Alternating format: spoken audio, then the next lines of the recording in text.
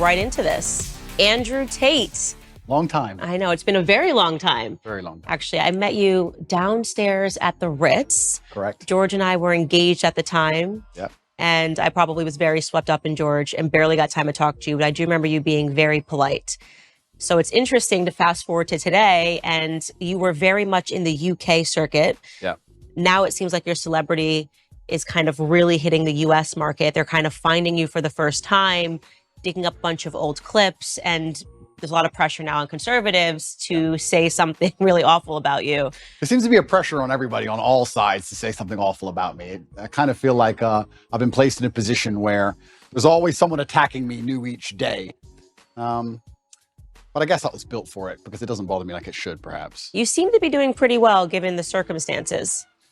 I know the truth in my heart, and I know that what I say is the truth, and I understand very well the internet and how it works. And I also think I'm perspicacious enough to understand there's certainly a degree of weaponized virtue and perhaps a degree of jealousy and perhaps a few other things that are involved in all of these attacks. I don't believe that people who sit and attack somebody for their past, especially something from so long ago, are genuinely virtuous. I don't think it's about virtue. I think it's about, well, I can get some clicks this way, or I can get some views that way, or he did the biggest interview ever, or whatever it is. There's certainly some other motivations. And I don't want to say water off a duck's back. I don't want to come across as arrogant. However, I do believe that since the dawn of human time, every single king with any kind of empire was constantly at war. And I think if you're going to become one of the most famous people on the internet, you're going to be at war. And you'd be a fool to become massively influential and then cry about the fact that you end up in constant battles. It doesn't matter if you're Napoleon or Charlemagne or Genghis Khan. There's always someone prodding the edges of your empire, trying to find weakness, see what a little bit of land they can take.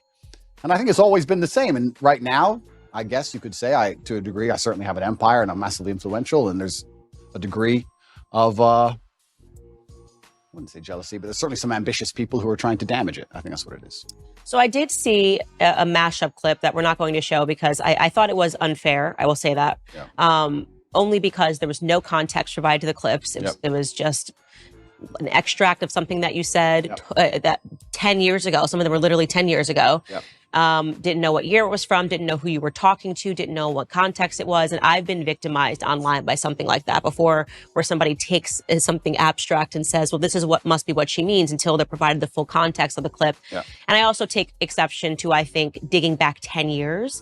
I don't know who could survive that litmus test. I'm 34 years old today. Yeah. 10 years ago, today I speak to my audience. I talk about, they call me puritanical. I talk about, not drinking. Yeah. I think the biggest change has been becoming a mother. Yeah. And it would really be unfair if we went and found Candace at 24 years old, liberal, dancing at One Oak, and said, well, look at these clips of Candace Owens. Fortunately, I had no cameras in my face 10 years ago. Yep. You somehow did.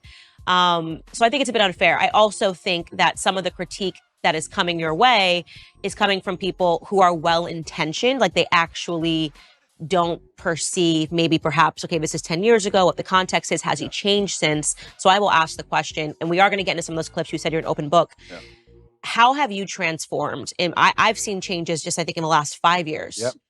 Who are you today? How have you transformed? That's a very good question. It's also very important when you talk about Candace from 10 years ago.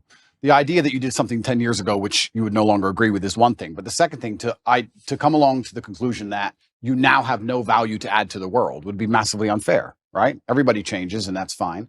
I'm not the kind of person who's going to sit and apologize for his past. I believe all's well that ends well. I believe we're humans and we grow and we learn. I'd be a fool and I'd be disingenuous to sit here and pretend I was sorry for something I did in the past. And I'm not going to do that. I'm going to be very honest to everyone at home. I've talked at length for a very long time about my history and the fact I used to run a webcam business, and I don't feel guilty for that. I know that's maybe what they want from me. I don't feel sorry for that. I've never hurt anybody. It has nothing to do with my current criminal case. Everybody who worked for me was very positive. In fact, my #1 supporter is currently online, and my best lifelong friends and some of the letters I got in jail were from people who worked for me at that time. And I had a business. And I'm not going to sit here and try and pretend that I feel guilty or I feel sorry for that. I'm from a low-income background. I did what I had to do to survive. And truthfully, all in all, being very honest, I don't think what I did was really that bad. And I want to say that, and I know people are going to lose their minds for it, but I didn't sell drugs. I didn't kill anybody. I mean, what did I do? I found a gap in the market and I helped some people organize some accounts on an internet website. That's what I did. And they're going to try and criticize me and crucify me for the next 100 years because of it, because of clips that were made 10 years ago. I think it's disingenuous, and I don't think anyone actually really cares about the virtue of it, because nobody who was involved in my life back then is complaining about anything. I think it's just an attack on me. And certainly we learn and we grow and we change, but it's very interesting how hypocritical the idea of looking at somebody's life over such a long period actually is. I mean, we can look at Donald Trump, right, who I'm a fan of. I guess I know you've had your ups and downs with him, but in the conservative sphere, he's pretty well respected. Donald Trump used to own the Miss Universe pageant. Are we going to criticize him? Are we going to crucify him? What about the girls he had in Miss Universe who decided to go on and do Playboy magazine? Is he a bad person now? Why? That's not Christian values, right? People are messy and life is messy and nothing is completely clean. And this idea that you're going to find somebody and 10 or 11 years ago, they did something which might even be slightly distasteful, not even illegal, and you're going to crucify him forever. I just don't believe that's genuine virtue. I think it's just an attack. I do think what's happening right now is they are wrongly conflating you having run a webcam business, however long it was ago, to the criminal cases happening in Romania. And this is why I interjected in my voice when people were saying, he's not a conservative, he's not a Christian. I don't understand why Christians are giving him a platform. And I'm very sorry to interrupt. I'm very sorry to interrupt you. But yeah, I will say right now, I would never consider myself a conservative from that standpoint. Right. I'm a rational actor. I'm a reasonable person. I'm intelligent. I use my brain. And I guess that makes me align with many conservative issues overall, because the other side have lost their minds. I don't wake up and stand there as a conservative figure. I don't consider myself a conservative figure. I've just ended up aligning with them on a lot of core issues because I'm a forward-thinking, rational person. But I'm certainly not I don't stand up and say, hey, I'm a conservative. I'm not interested in whether the conservative want to embrace me from that perspective or not. I have no interest in that.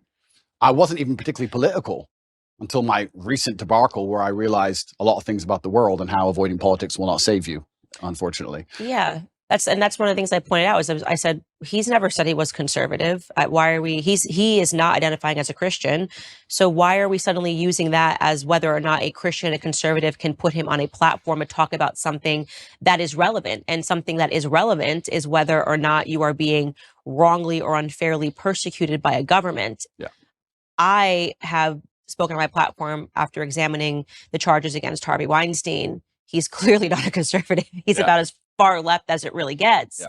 But that doesn't mean that I don't have an interest in whether or not he's guilty or not guilty, and whether or not he was persecuted because of a overtly political movement like Me Too.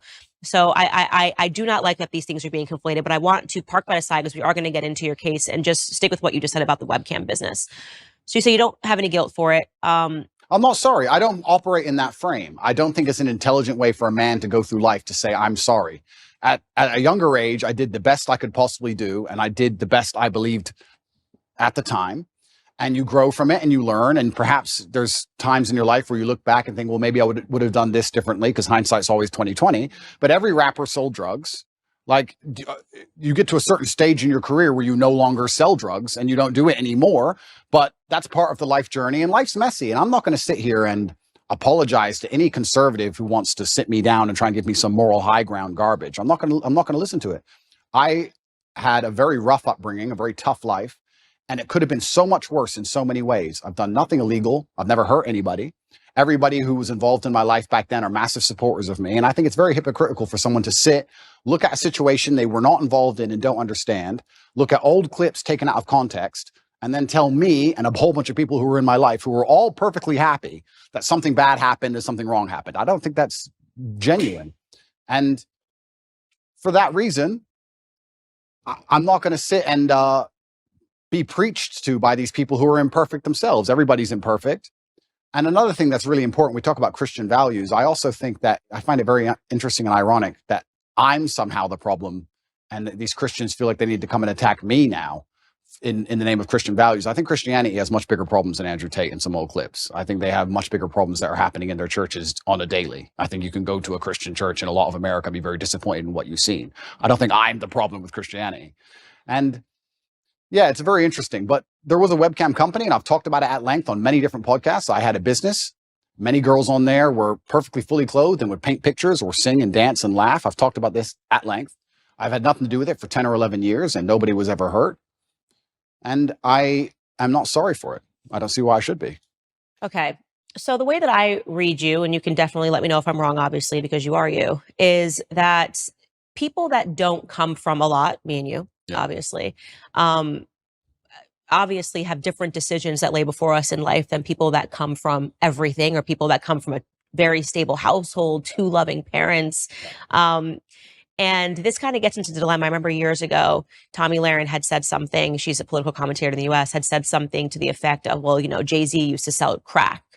And he sort of laughed. And he probably did. And he did. And he sort of laughed this off. And I remember looking at that because I looked up to Jay-Z's music so much, and I looked up to him because it made it possible for me to change my circumstances. You're looking at this guy who comes from nothing. He came from the projects. He sold drugs, and then he doesn't have to sell drugs anymore. And he's now talking about ideas and talking about business. So I was able to more closely understand and go, okay, I can actually climb out of these circumstances, even though I wasn't born, with a ton of wealth and a lot of opportunities that some people were. And I think it's very difficult for people that don't come from nothing to understand that. And they're so sure that if they were in desperate circumstances, that they would still never do anything. But this is their massive mistake. And you're right, but this is their massive mistake. The reason I have such huge affinity with the youth of the world today, especially the masculine youth, is one, because a lot of them are disenfranchised, which is one conversation. But two, also the reason my reach is so global, the reason I have so many fans in Slovenia and Southside Chicago, and I've had kids from Ulaanbaatar come up to me, Mongolia, all around the world, is because I speak to the disenfranchised. And part of that is always going to be, or is going to involve, financially disenfranchised. I'm someone who comes from absolutely nothing and made himself into something. And unfortunately, there's a rocky road sometimes, like you just described with Jay-Z, to get that done. But if I would have been born into a perfect family, like you said, two loving parents, family was rich, white picket fence, and I was saying all the same things, then they wouldn't have the same affinity. So if you look at even a lot of superheroes, you look at Batman, he's a flawed person. And I think the reason I'm seen as a hero and the reason I have the fan base I have is because to a degree, I've always been a flawed person, and I'm not a perfect human, and I don't want to be. And I think that actually adds a lot of credibility to my character as a whole, that I've become the kind of person who believes he can add value to the world. And just like you said with Jay-Z, he changed. And the biggest thing for me personally, though, truthfully, and I want the whole world to understand this, I've been forensically analyzed by multiple different federal agencies from different countries for the last 17 months, analyzing every aspect of my entire life across the last 10 to 15 years. And what did they find? An old YouTube clip? That's the worst they could find. No sexual perversion, no drugs, no genuine criminal acts. They found something semi-immoral in a YouTube clip. And I would actually challenge anybody who wants to throw stones at me to go through the same level of scrutiny I have been under. And let's see what they find in your life. Because I guarantee anyone who's watching this right now, you sit there, you have a secret in your closet. You have a skeleton that you don't want anyone to know about, and they would have found it. So what's the worst thing that they found about me, considering I've been the most attacked man in the world for 17 months? An out-of-date YouTube clip? An out-of-context YouTube clip? Is that the worst? I think it's crazy that people aren't even sitting there and going, okay, this guy's been absolutely attacked and from every single angle, and this is the worst they could possibly drag up. Right. So I agree with you. So the question I would ask you, though, because obviously you've moved away from that business, the thing I find to be the most interesting about you is that younger boys love you. Yes. They absolutely, like the 12, 13-year-old, 14-year-old. I have not come across a 12, 13-year-old boy who's not just an Adrew Tate stan. And I think it's remarkable. It gives you a lot of power. And I think this is perhaps the interest that a lot of people have in you is, what are you going to do with this power, right? You have all these boys, they believe in you, they stand up for you. And that is why it becomes important to state, I'm not sorry that I lived this. I don't think I would say that I'm sorry for anything decisions that I made when I was young either, because this is the deck of hands that I was given. What do you want me to do? But at the same time, I do try to, now knowing that I have such a following of a lot of young ladies that follow me, say like, listen, I did the idiot stuff, so you don't have to. Power and responsibility go hand in hand. And that's the thing that's so interesting, these out-of-date clips, and they want to talk about these things from 10 years ago. At the time when I was talking to camera, those videos were made for private circulation initially. Secondly, I wasn't trying to educate the world on anything back then. I didn't have the kind of power and influence I have back then. The way you say something to a video which has 50 viewers has to be different than the way you say something to a video that has 50 million viewers. Power and responsibility absolutely go together, and I understand that very well, and I understand the power I have. And I do believe I'm now an absolute force for good in the world, and I'm far more careful with how I'll project myself with certain ideas. Absolutely agree, completely. But that's the thing that's even so crazy about all of it. These old videos that everyone's so concerned about wouldn't even circulate if my haters weren't constantly trying to use them against me. They'd be disappeared into the history of the internet. I don't know where these things come from. I don't know where they were found. I don't know where they are. It's kind of crazy. A lot of people are making all these constant attacks on me, and I don't watch a lot of it. I'll have to be honest with you, Candace. I don't watch all of it, but a lot of the videos are so outdated. The only reason they even exist now is because my haters are so desperate trying to take me down. They don't have any concern for them being seen because they wouldn't be circulating them otherwise. So yeah, absolutely. Power and responsibility go hand in hand. And I do believe that I now have a huge platform, and with young boys, they're exceptionally interested in my case. I do believe to a degree I'm an anti-hero. I do believe to a degree that the harder I'm attacked, the more credibility is given to me in the eyes of my fans. I think that they see, everyone's out to get this guy. Everyone was out to get Batman. This kind of feels that way. And I do try and lead everyone down a good path and say extremely positive things. And I don't think anybody is finding any clips from the last 5 to 6 years which have anything negative in them. Right. I think you've changed. That's why I say over the last 5 years, I think there's been a seismic shift. And speaking to boys, like younger boys, I think one of the things that they're really suffering from, I get tons of responses rather unexpectedly whenever I talk about the topic of pornography on my show. And it's one of those things that, again, if you found Candace 10 years ago and you asked me about pornography, and by the way, this was actually implanted into my head from a health school, like from health education, where they would say pornography is healthy, people should watch pornography, people should engage in pornography, it's okay if you're in a relationship for you to watch pornography. And then I had a huge wake-up call when I spoke to Tim Ballard. He runs Operation Underground, and then I realized how closely pornography is related to human sex trafficking.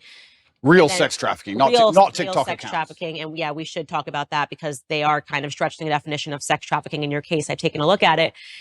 And what's remarkable to me is the amount of young men, and I would say from the ages of 18 to 35, that write in and say how much they're struggling with porn, how much they're struggling with pornography addiction, how they feel that no person is talking about the ills of pornography. And so I just watched this clip of you this morning, sitting next to Adam, 22. You were ever interested in doing your first ever double penetration scene that me and Lena, I mean, I don't want to speak for you, but I feel like, yo, dude, would he be a suitable candidate? Would you, Adrew Tate, can I tap him in? I don't know. No. He looks built. Oh, yeah, no, can I fill in real quick? Andrew, you're out. Aiden, we canceled you. You're not in this conversation anymore. Fair enough. Go ahead, Andrew. Would you double penetrate her, bro? Would you do that, Andrew? Go ahead. Finish the answer. If all pop together, is that chill? There's absolutely 0% chance of that happening. And it's not because Elena is particularly unattractive. It's because she's married to Adam, and I have no interest in degenerate, pointless sex, and I have no interest in making a spectacle of myself or even just involving myself in anything which I deem to be overall haram and pointless. It's just not something I'd be interested in. There's not a single amount of money on the planet you could pay me to undertake. So you were very polite. I'm not going to be so polite. I thought he was an absolute degenerate. And I mean that the idea of having a woman making the vows that you make in marriage and literally offering her body as he did to you was a form of degeneracy. And you were being very nice and measured. And I think that for that moment, that was the best thing that you possibly could have done because she looked quite vulnerable. Lena, I think is her name. But how do you reconcile that now, right? You're in a circumstance like this. You're being polite. You did say I'm uncomfortable. You did say that I would never do this. And I think that was really important for you to say. But you're not the same person. I mean, how did you? Even reflecting on it, it's so disgusting. He offered you his wife. It is pretty disgusting, and it's also pretty misogynistic because he didn't ask her. He offered her.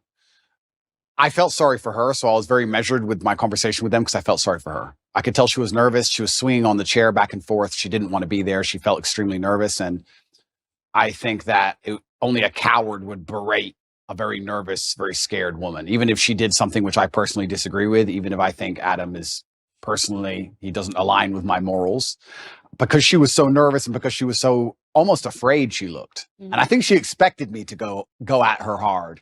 So I just felt sorry doing it. I couldn't find, maybe I'm getting soft in my old age, but I think she knows what I think, and I think she knows what the world thinks. And I think if I go at her too hard, it's just going to break her. And I don't really like the idea of her, you know, turning off the camera and bawling her eyes out. I think that God will teach her the lessons she needs to learn from her experience, both positive and negative. And I think that's God's job to do and not necessarily mine. But yeah, it was certainly uncomfortable, and it shows how degenerate the world is becoming.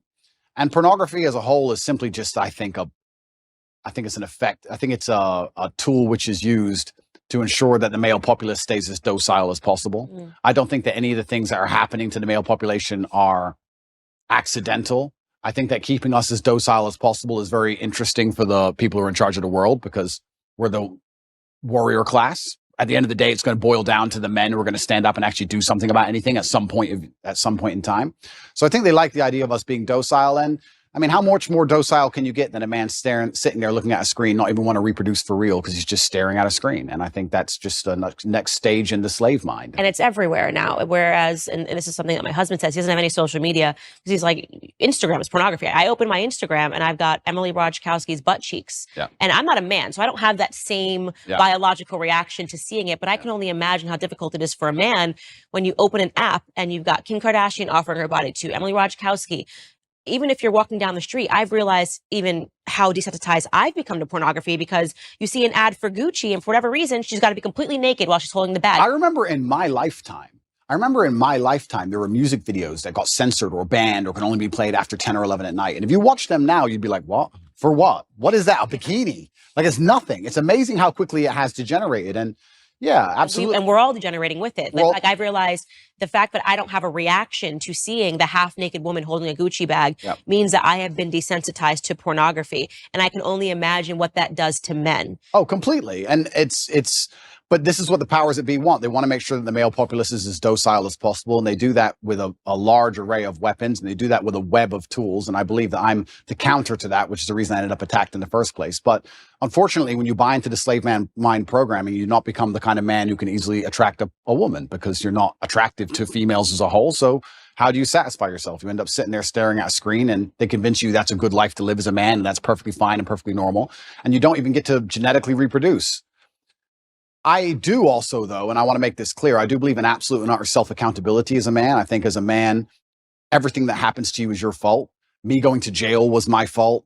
Me being attacked online was my fault. If all these bad things that happened to me, I will take responsibility for, even if I believe they were unfair or unjust.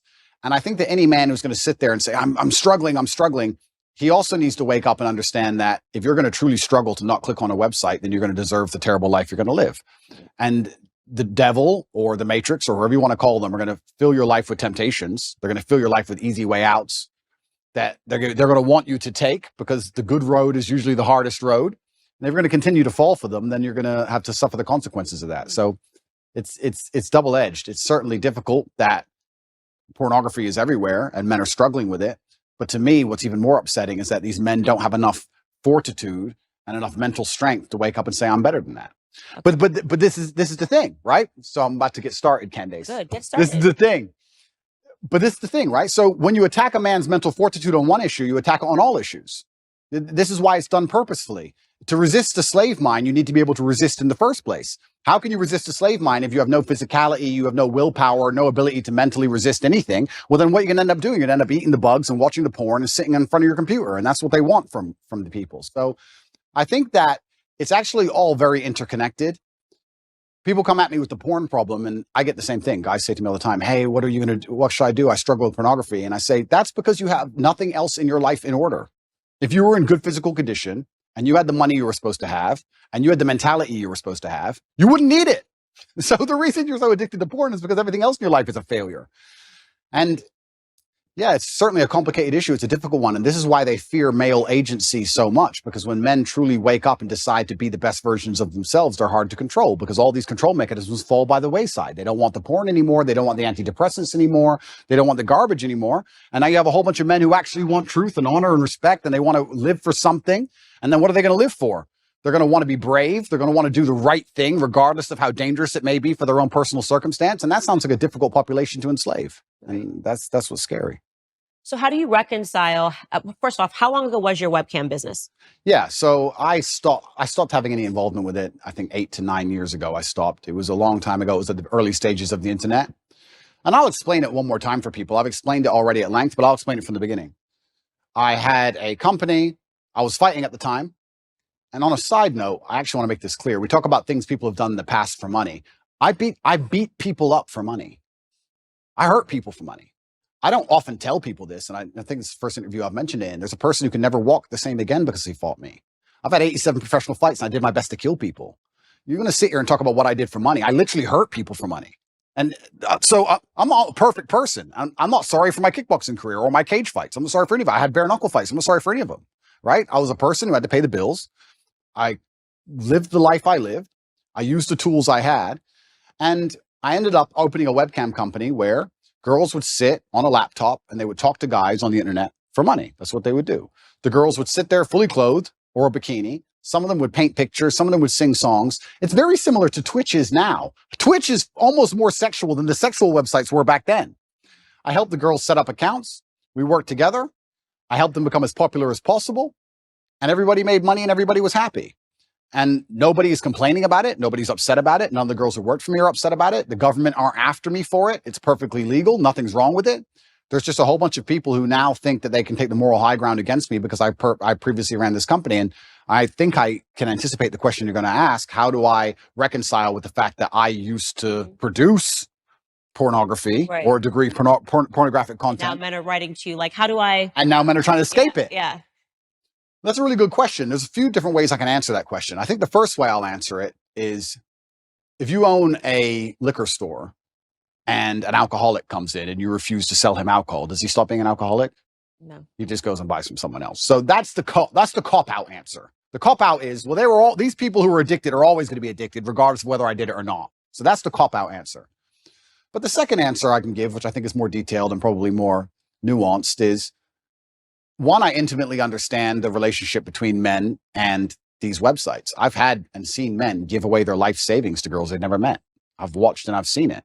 And I actually think a lot of the insights I give, a lot of the things I tell the world about the male mental health crisis, about men being so constantly lonely, about how important it is to build yourself into a high value man, about how money alone is not enough. I explain all these things. A lot of these are lessons from the webcam days. I saw dudes who had a whole bunch of money, no other attributes, and they ended up on these websites spending hundreds of thousands of dollars because they didn't have anything else. So I think I learned a lot of important life lessons, and I do my best to try and pass them on to people. But I guess also, and this is the final answer I want to give about this whole subject, is that I do think I can take the question you're asking and reverse engineer it and use it against the people who are trying to attack me for it. My answer to it would be, how do you sit and want to criticize me for being involved in the production of pornography 10 or 11 years ago if you're involved in the consumption of it? Because you're creating a market for it. So anybody who wants to sit and say that I did things wrong, that's fine. You're allowed to throw stones. But if you're in a glass house, if you have ever signed up to an OnlyFans account, if you have Instagram, if you're following these models on Instagram who you don't know, who are showing their tits and ass all day, if you've watched porn, if you fancy or think some beautiful woman on a movie, if you're going to live in lust yourself and you're funding this entire industry, you're downstream, you're at the bottom of it, how can you then take the moral high ground on the person who's producing it? That doesn't make sense to me.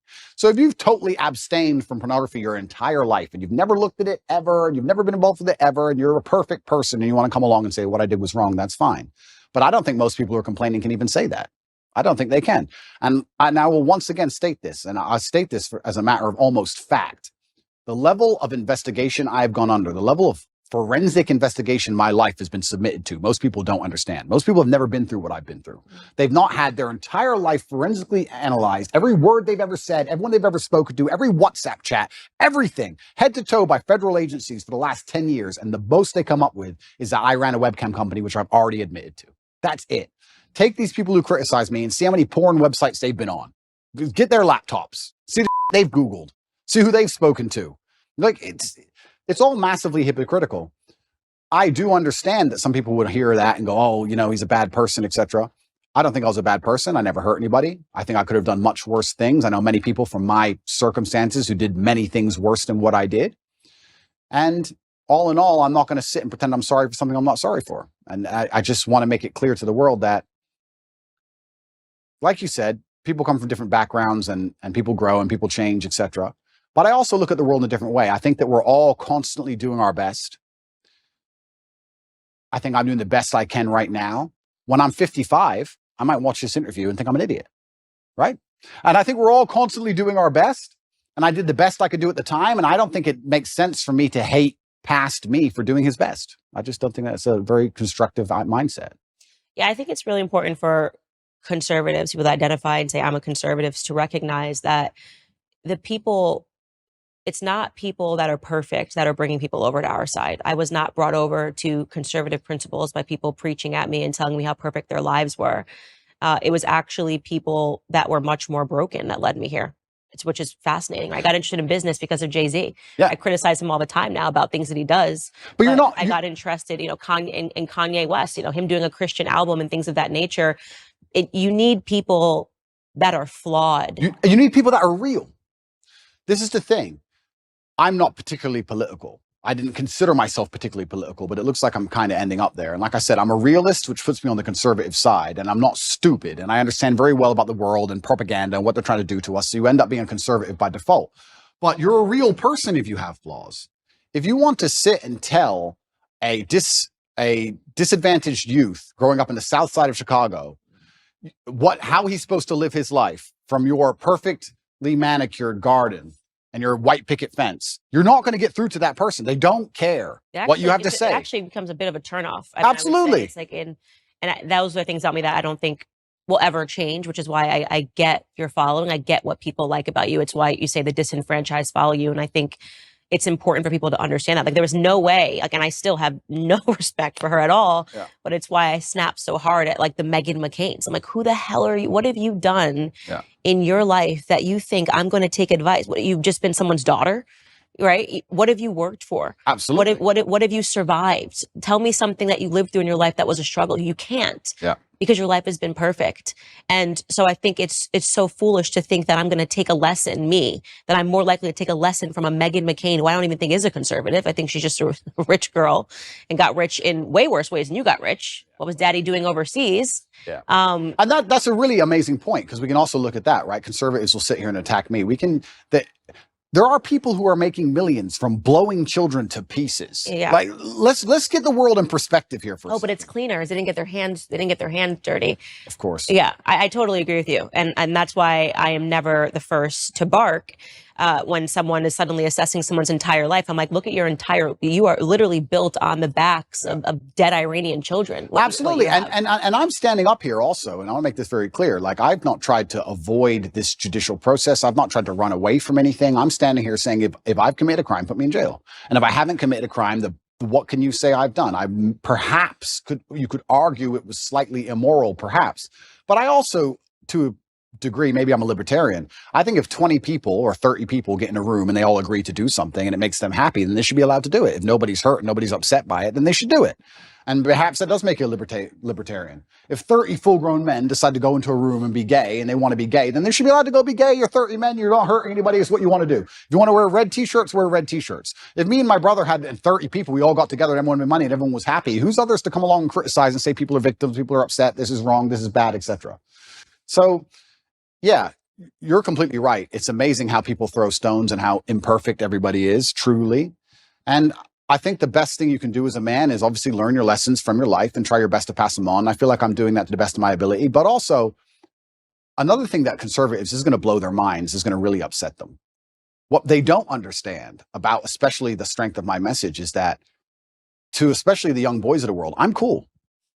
I'm cool. And I know they think that doesn't matter, but if you want to sit behind a desk and go, the Republican Bill 304, you're a dork. So no one gives a shit, right? You're a nerd. I've got the big cars and pretty women, and I live the lifestyle. If you want to really capture the youth of today, you need to get some kind of affinity with them. They need to at least want to be you to a degree. You need to at least be their hero to a degree. This is where liberalism wins. I don't think a lot of conservatives understand that liberalism's sexy. You do drugs, you run around, you burn stuff.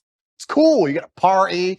Because what do conservatives do? Stay home, stay home, stay home. It's boring, right? At least what they don't understand is that conservatives will sit there and go, he's a terrible role model because he has all these pretty girls in this fast car and he's a materialistic. That's the reason I can actually help the world. That's the reason young boys will listen to me. You said it yourself, 14, 15-year-old boys, they'll look at my life and go, okay, I want to listen to this guy. They don't want to listen to me if I sit behind a desk and read Republican Bill 308. I don't read that crap. I don't know. And they don't care. I agree with you. I mean, I think one of the criticisms that I faced was that I care too much about culture on my podcast. I'm like, culture is interesting. Culture is what is changing minds and changing hearts. 100%. So if you don't want to compete with liberals in the cultural space, then what are we doing this for? 100%. Right? What do you think the young kids, do you really think that they're, like you said, following a Senate bill that just hit the desk? Or do you think that how you convey that to them and how you're talking about ideas actually matters and culture matters? And it's something that conservatives gave up many years ago. And they wonder why they lose. And then we call it... Trump was cultural. Trump was cultural. Yeah. Trump was fake news. Yeah. Trump was a hero. And to be a hero, you have to be attacked and you have to be an imperfect person. And that's the reality of the world. And culture is super important. And you're right in regards to conservatives giving up. I'm trying to think of conservative culture now. I mean, I like to think that we're making degeneracy unpopular. I like to think that there are some good voices out there that is making God cool again. I actually like to believe the pendulum is swinging. I do believe it. And I see it online. And it's a combination of so many small things coming together, almost in perfect timing. But it is cultural. You need a cultural shift that moves away from this insanity. And you're right. If you just want to sit there and just preach, nobody's going to be interested in it. And I also think that especially in the masculine realm, I can't talk for being a woman, but I can talk for being a man. In the masculine realm, we certainly like to see people lead by absolute and utter example, because traditionally we would be following our commander or the man we respected into war. So we'd like to know he can at least fight. You like to see he's at least brave. You like to see him lead by example. And I think especially if conservatives want to win the culture war, then they need to lead by example. If you're going to be a conservative preacher and you want to tell men about how they should live their lives, you should be as strong as possible. You should look in shape. You should be big. You should show you're motivated, you're disciplined. You should absolutely, of course, we all have vices, but you should be very disciplined with your outlook. You should make it very clear to the outside world that what you've done wrong, what you haven't done wrong, you should take accountability. I think you need to lead by example. I don't think you can preach to men. I don't think you can preach to young boys. I think that's the reason why they don't do so well in school in general. I don't think that's the reason why they're disenfranchised. I think you need to just lead by example and let them follow. And I feel like I'm kind of doing that by just standing up and saying, no, this is who I am and I'm unapologetic for it. And this is what I've done. And this is what I intend on doing. And I'm going to try and save the world. So I want to shift gears here and talk about your dad, because I'm quite fascinated by your dad. He passed recently. Yeah. How many years ago? 9 years. 9 years ago. Yeah. But wow, just wasn't at all what I was expecting. A chess champ, served the country. His name was Emery. Yeah. Really interesting to talk about just, I guess, your upbringing with him as this chess champ. How did he get into chess? Yeah, I do believe I had the best father on the planet. A lot of the things I regurgitate are regurgitated from him. A lot of the things I say, he literally said to me line for line. I believe that he was very morbid in his approach to life, and he wanted me to understand that he will not be here forever. And he wanted me to understand that when he is gone, I had a duty to fulfill. He talked about dying a lot, which I guess is kind of unusual, but he would, even though he was relatively young. He died when he was 58.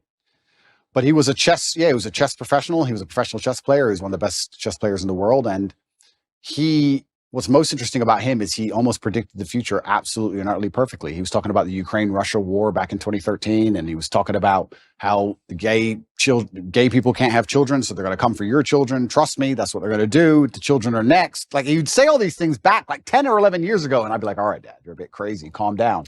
But I guess when you're a chess player, you see the future. And he raised me with absolute accountability, and he certainly raised me and Tristan to be, he understood what the world expects of men, and he raised us to be strong. And even when we were in jail, my mother would call, I'd speak to her on the phone, and she'd say, how are you doing? And I'd say, oh, don't worry. And she would say, yeah, Dad raised you for this. Like, we were always raised to be warriors. So I don't think I could have possibly ever had a better father. I'm going to miss him forever. And I think the best thing I can do is be the best version of myself to give honor and respect to him. And I think that's the best thing. Where did he pick up chess? It's quite unusual. He's American. He was American. Yeah. Black American. Yeah. I don't know too many Black American chess players, full stop. Yeah. Where did he pick up chess? He taught himself. And he taught himself, and he just read a couple books. I think he read 3 chess books and ended up being one of the best players in the world. And it's incredible. It's incredible. But it's actually interesting when you talk about, we were just discussing affinity and how people are imperfect people and how it allows you to actually teach things better. My father, towards the end of his chess career especially, made most of his money teaching chess in inner city schools because he's a big Black guy. Mm-hmm. So the children would be like, okay, I'll listen to this man. You're right. So it's amazing how affinity is real and coming from a certain socioeconomic background is real. And, you know, we all talk about how ridiculous racism is, but also to a degree, pattern recognition is real. I look like him. I can be like him. These things are real. So yeah, he did fantastically well in terms of teaching, especially disadvantaged children. And he taught himself, and I wish I had his mind. I'm not nearly as intelligent as he was. I wish I was. Be real smart to be a good chess player. You've got to be better than smart. I actually think you go beyond the realm of smart into I wouldn't say he was on the spectrum, but you certainly get to a new level of socio interactions. Do you understand? I'd go to chess tournaments when I was a kid, and everybody there would be a world level chess player, and everyone was a bit strange, a little bit.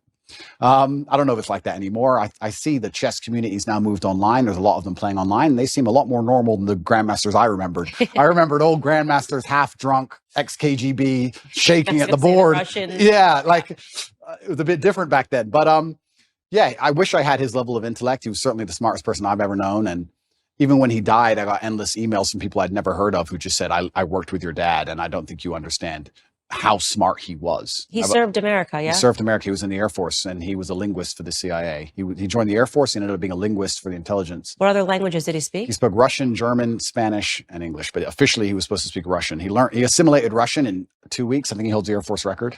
Okay, so he's very smart. Yeah, super ridiculously smart. Yeah. I got an email from somebody when he died, and they said that, I just want to send you an email. You don't know who I am. I was serving with your father in the armed forces. You tell everybody your dad was smart, and they're not going to understand how smart he was. And I want to give you a quick story. I was living with a Russian woman, and I already spoke Russian conversationally when I began the Air Force training to learn Russian. Your father knew nothing, didn't know the alphabet, didn't know nothing. And within 2.5 weeks, he was correcting everybody, including the professor on Russian. Yeah. So like he just read the dictionary. I saw my dad sit there and read a dictionary, just read it.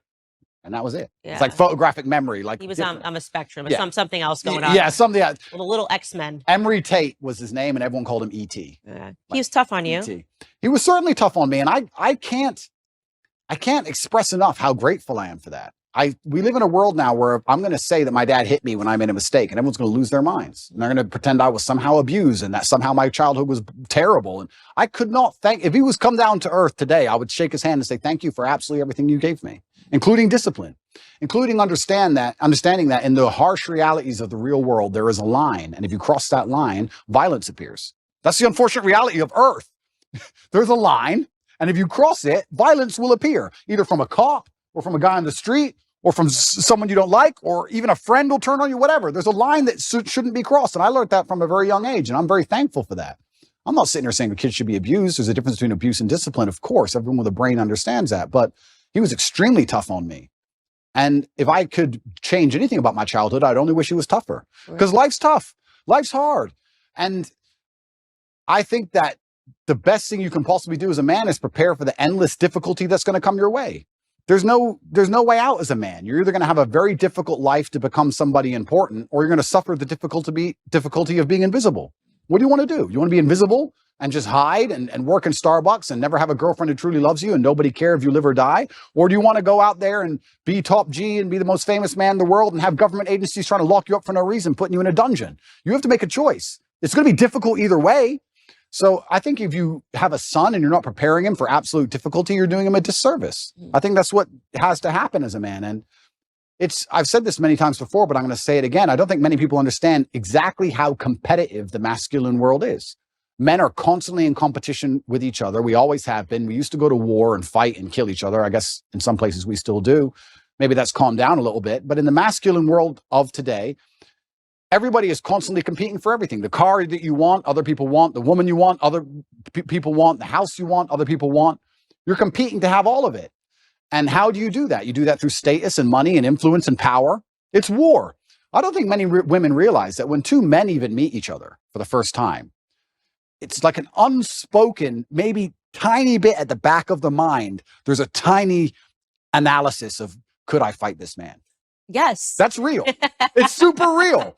You go up and say, hello. He's more than a one-punch issue. That's it. Oh, he's one punch. He's one punch. He's 3 or 4. That's the reality of the masculine world, because we've evolved, if you believe in evolution, but my views are mixed, but we've evolved to be in this position where we're constantly analyzing possible threats and we're constantly analyzing people who perhaps are on our team or snakes, etc. And I think that not many people understand exactly how brutally competitive the masculine world is. And I think the worst thing you can do for a son is just to raise him in a bubble. My dad, I'll say it here, people lose their minds. My dad used to just randomly push me over. I'd be like 3. You just not hard, but just get up, boy. Okay. And mom would be like, why are you doing that, son? He's like, you get pushed over. That's life. My mom hated that she did that to me. But yeah, I can give him nothing but praise. I'm really so thankful I had the upbringing I had. Do you think he's proud of you? I'm certain he's proud of me. And it's amazing how much strength I can get from that. It's amazing how much strength you can get from knowing that your ancestors are looking down on you and you're doing your absolute best. I also believe that God can be proud of you when you do your absolute best. And I don't think many people genuinely do their best in the world anymore. When I say do your best, people sit and go, oh yeah, okay. No, when's the last time you actually did your best? Like, I don't train to run marathons, but I know if I gave my best, I could run a marathon right now, first try. If I gave my best, life depending on it. When's the last time people have genuinely given their best to anything? There are people going through the world and going through life today that don't give their best or 100% effort to anything ever. Ever. They can't even remember the last time they tried. So when I'm sitting in a dungeon, I'm sitting in a Romanian jail cell, I understand that it is a chance that God has given me and my ancestors are watching for me to do my absolute best and to show to them that I am the man I say I am. You can't become the most famous man in the world for mental resilience and God not test your mental resilience. I think that would be a very amateur way to view the world, that you can now become one of the most famous men in the world who talks about mental discipline and mental resilience and God's not going to test it.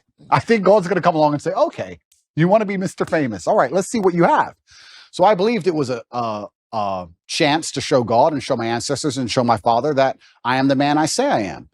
And it's amazing how much strength you can draw from that, because I don't think many men especially understand that even if you don't have the strength to be a hero for yourself, you should have enough discipline and enough honor to want to be a hero for somebody else. And if you have other people you truly respect, you should want to be a hero for them. And I think that's the masculine imperative. If someone's going to attack your wife, that's when you become a hero for her. You have to. What kind of man are you if you're not? And you can apply that to other things. If you apply that to your ancestors, or you apply that to God, or you apply that to your beliefs or your core principles as a man, then you can be a hero anytime you want. So it's so funny that you say that, because it really does.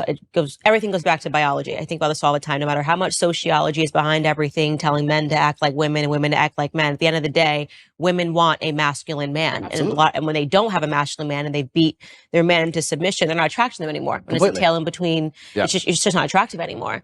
And I used to maybe think of this boyfriend that I had when you were talking about, just defending the realm, this sort of responsibility that men have. And I remember sitting there realizing that I had to break up with him, because I thought that if somebody burst through the door with a gun, I was going to have to be the one that would have to defend us, because he was just such a flower. 100%. And it's in society is yet blaring at men to do the opposite.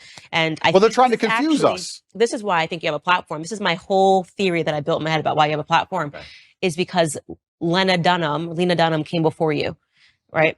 And I think that for years, men were told to act like sissies. Yep. Men were told to put your tail between your legs. That was the message, the agreed upon message that came with, Hillary Clinton running, the Me Too, all of these things where men were basically told that if you have a masculine instinct, you're guilty. Yep. And then inevitably, because there is an equilibrium in this world, because there was Lena Dunhams, because there were the Taylor Swifts, because there was the girl squads, eventually what would have to happen was that it was going to have to be evened out by someone saying, no, F that, be a man. Yeah. And I don't feel guilty for being a man. And I don't think any man should. No, I don't think so either. And I think that the most annoying thing about all of this is just how genuinely hypocritical it is. Because there's all this feminine movement and we don't need men and men don't matter, etc. That's only too many. The whole it's a agreed upon message that men suck. Absolutely. And it's only in the most favorable possible circumstances where females will say that. And that's what's so disingenuous about it, because as soon as things actually begin to get hard, the closer we get to the realities of life, the closer we get to the unfortunate circumstances of the world, and they exist in many places, the faster you'll see people look for traditional masculinity to protect them. So it's not even like it's a genuine belief. That's what's so upsetting about it, is that it's just, I don't know if these people are delusional or if they're deliberately hypocritical. I'm not sure which one it is. I think they're brainwashed. I think it's a two-prong approach. I think it's the cultural messaging, and also in the education system, they're actively learning that this feminism is what you need to aspire towards. Like when you get out of school, women, you should want to compete with men in climbing the corporate ladder. Yeah. I actually think there's a mass brainwash that's taking place. Oh, completely. They want to neuter men, and the way you do that is to empower women to a point where they're now the dominant power, especially in the Western world. I believe we live in a matriarchy. I don't believe it's a patriarchy like we're told it is. I actually believe it's the other way around. I can't think of a single law that benefits men over women, but I can certainly think of some that benefit women over men. Mm-hmm. I think it's very dangerous to be a man in the world today. I think that if women want to destroy a man, it's extremely easy to do. We can look at my current scenario and situation I'm in, and many other men are in the same scenario. I can't think of many examples of a man falsely accusing a woman of something and her losing her entire life, where I can certainly think of ones the other way around. So yeah, they want to turn men into eunuchs because their intention is to make us all slaves. And I say that and it rolls off my tongue and people just hear it and they don't actually think about what I'm saying. Their intention is to turn men into eunuchs because they want to make us all slaves. I want you to actually understand exactly what I'm saying to you, because at the bottom line of revolution has always been young military age males, and they don't want them to have enough balls or enough forward thinking or even enough care for anything outside of themselves to do something about it. Another thing people don't understand is that a lot of these attacks and a lot of things they're trying to do with the culture, especially, they're trying to inject such innate selfishness inside of people that they don't really care about anything that happens outside of themselves. Because then it's very difficult to give a shit about your community. It's very difficult to have any kind of genuine care about your town or your country or an issue. No, they just want you to be self-absorbed, semi-depressed, because depressed people don't fight that hard, watching porn, living inside of your own mind, convinced that somehow you're oppressed for some reason, on the internet typing tweets. That's what they want you to do. And they're going to try and keep you there. And genuine masculinity, yeah, to a degree it's protective, and to a degree also it has parameters. You can't be a man who doesn't say no. You can't be a man who doesn't have standards for himself and for people around him. I'm got labeled as ultra misogynistic because I believe that a man should have standards in his relationship. I believe a man should avoid dishonest people, male and female. You should avoid, if you're a dishonest person, if you lie, if you're going to deceive me, it doesn't matter if you're a man or a woman. I don't want to have anything to do with you. I was sitting talking on a panel show saying that women who are dishonest and promiscuous are not the kind of woman I'd ever want to associate with. And I was labeled misogynistic for that. So it's crazy how they'll attack you, and they'll attack you so violently and so endlessly and repeat it so many times in a bid to beat your soul down. That's what they want, especially from me. I truly believe I'm the number one prize for them to get. If they can get me to just give up. If we can get Adrew Tate to just give up, being a man's bad. Come on, Andrew, say it. And it's like, it's dangerous, one thing, but it's actually genuinely also sad. When I analyze the situation in the world we're in today, part of me feels sad that we've ended up in this place where the people who are in charge are so evil and their plans are so heinous and the consequences so dire that they know they can only implement them if they genuinely remove the warrior spirit from every man on the planet. Yeah. It's kind of sad. And the warrior spirit is really important. And it's something that I speak about a lot, that men need to go be men. Even in the capacity of my marriage, my husband needs his guy time. I need my girl time. Yep. The masculine and feminine, it's very important. The fact that my husband hunts and shoots and does these things, that's very attractive to me. Yep. To know that if the grocery store is faded away, that he could go catch dinner. Absolutely. You know what I mean? That he knows how to skin an animal. Absolutely. And they poison that. Look at the hunters. Look at the way they view hunters. They look at people in the South. Yep. This is why they know how to ranch. They know how to farm. They know how to survive on their own, which is why they start to poison that mentality, which is why I think it's really important that you're speaking to young men about why it is okay to be a man, giving them permission to be a man in a capacity that I can't give them that permission. In the same way that I try to give women the position to know that don't allow them to delude you to believing that this is femininity. It is not femininity, Lena, to have your husband offer your body to another man on camera. That's the poisoning. They teach women that this is sexual freedom, that this is sexual liberation. Yeah. I looked at that and I saw a slave relationship. I saw a master offering his slave to another person because he was just so, I just love Adrew Tate. Would you like to see with my wife? I would be okay with that. That is horrific. That is not femininity. That is not masculinity. Correct. I absolutely agree with you on that point. You're totally right there. And I think that's probably one of the most misogynistic things that have happened on the internet in recent times, but perhaps they're on the right side of the political spectrum. I don't know which side they're on, but if they're on the correct side, you seem to get away with things. But it's very interesting what you're saying about your husband and fishing and hunting and stuff. I completely agree with you. And there's another thing about masculinity as a whole that I don't think that a lot of people want to address, but it's something that's certainly large in terms of my following. Because if we break down, if anyone's watching this now and they're trying to understand why is Andrew Tate so popular? Well, I believe I speak to the base instincts of base instincts. 100%. Base instincts. And one of the base instincts also for men, I don't think a lot of people understand, is to a degree is peacocking and showing off to a degree. And I do that fantastically. But it is. And if you look at men of old, and they used to conquer, and they'd wear a feather from the man they killed, or a piece of gold they stole. There was always that degree of flexing, showing off. And I think it's being unapologetically masculine and saying, yeah, I'm a big, successful man, and I can afford all this stuff, and this is who I am, and I've worked my ass off, and this is what I have, and I'm not sorry about it, and I'm dedicated, and I'm hardworking, and no, I'm not. I don't feel like I should have to cower or hide or apologize to the world for any of these things. And I think that's the reason why a lot of men find affinity in my message. And you're right. Baseline masculinity is being attacked, and women naturally don't find it attractive to find a man who's not that way anyway. But baseline masculinity is being attacked because they want you absolutely not dependent on the government, so that the government can decide whether you eat that day.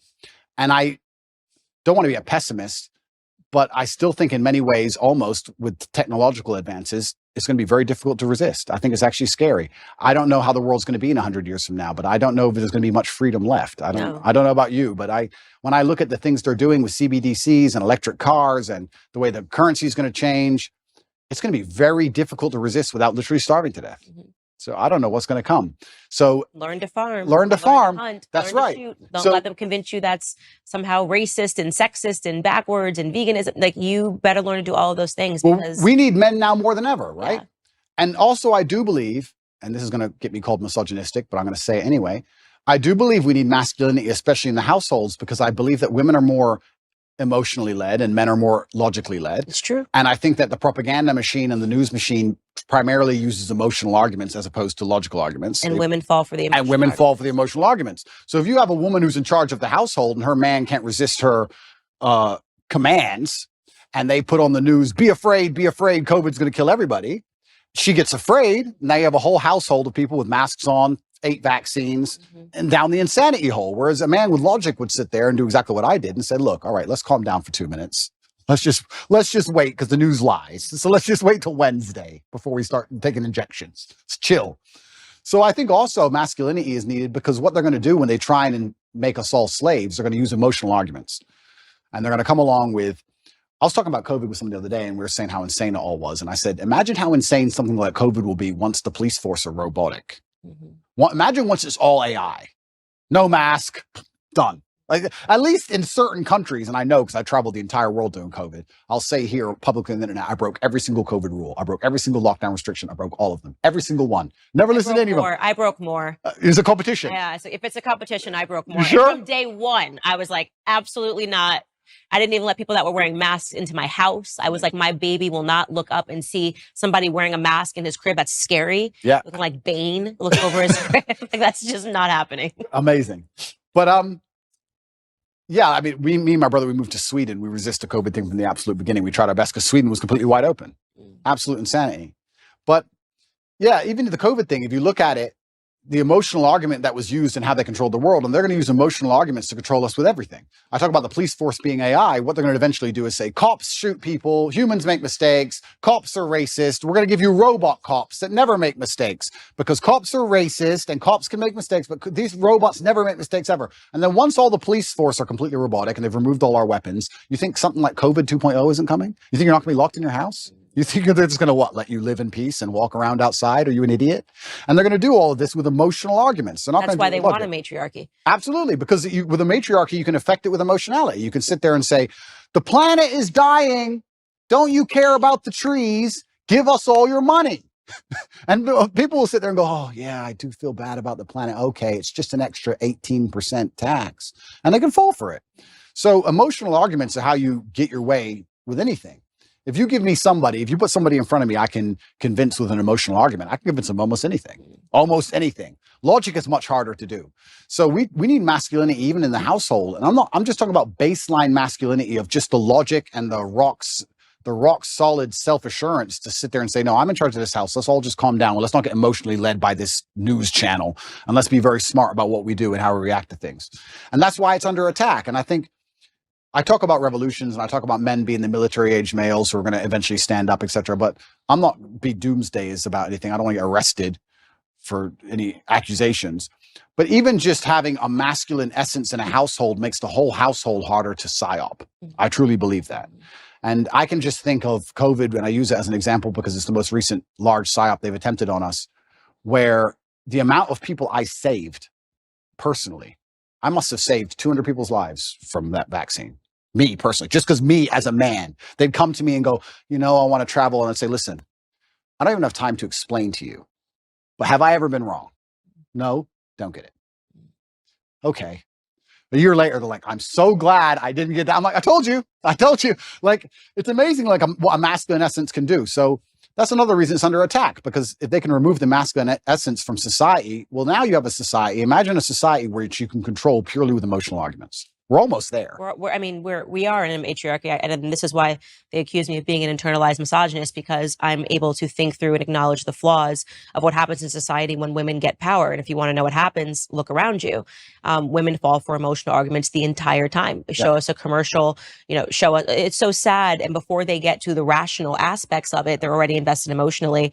And I think that virtually every societal ill that we are facing today is because of women. And I think the greatest recent example of that is the Bud Light controversy, because trans people were just playing dress up as women, invaded every women's space, and women said, oh, but I feel bad because it's how he identifies at the inside, without thinking through the fact that you're quite literally disappearing yourselves, right? Absolutely. You're quite literally saying, I will cease existing before I let this grown man who's wearing a wig have a bad feeling. That's insane. That is a patently insane emotional conclusion to come through. Yeah. Then Dylan Mulvaney sipped one beer, and Kid Rock was out there with an AK and Bud Light collapsed because men said absolutely not. And I give that example because women need to realize how backwards it is that it took men to stand up to say something was wrong when it was so obviously patently wrong. Yeah.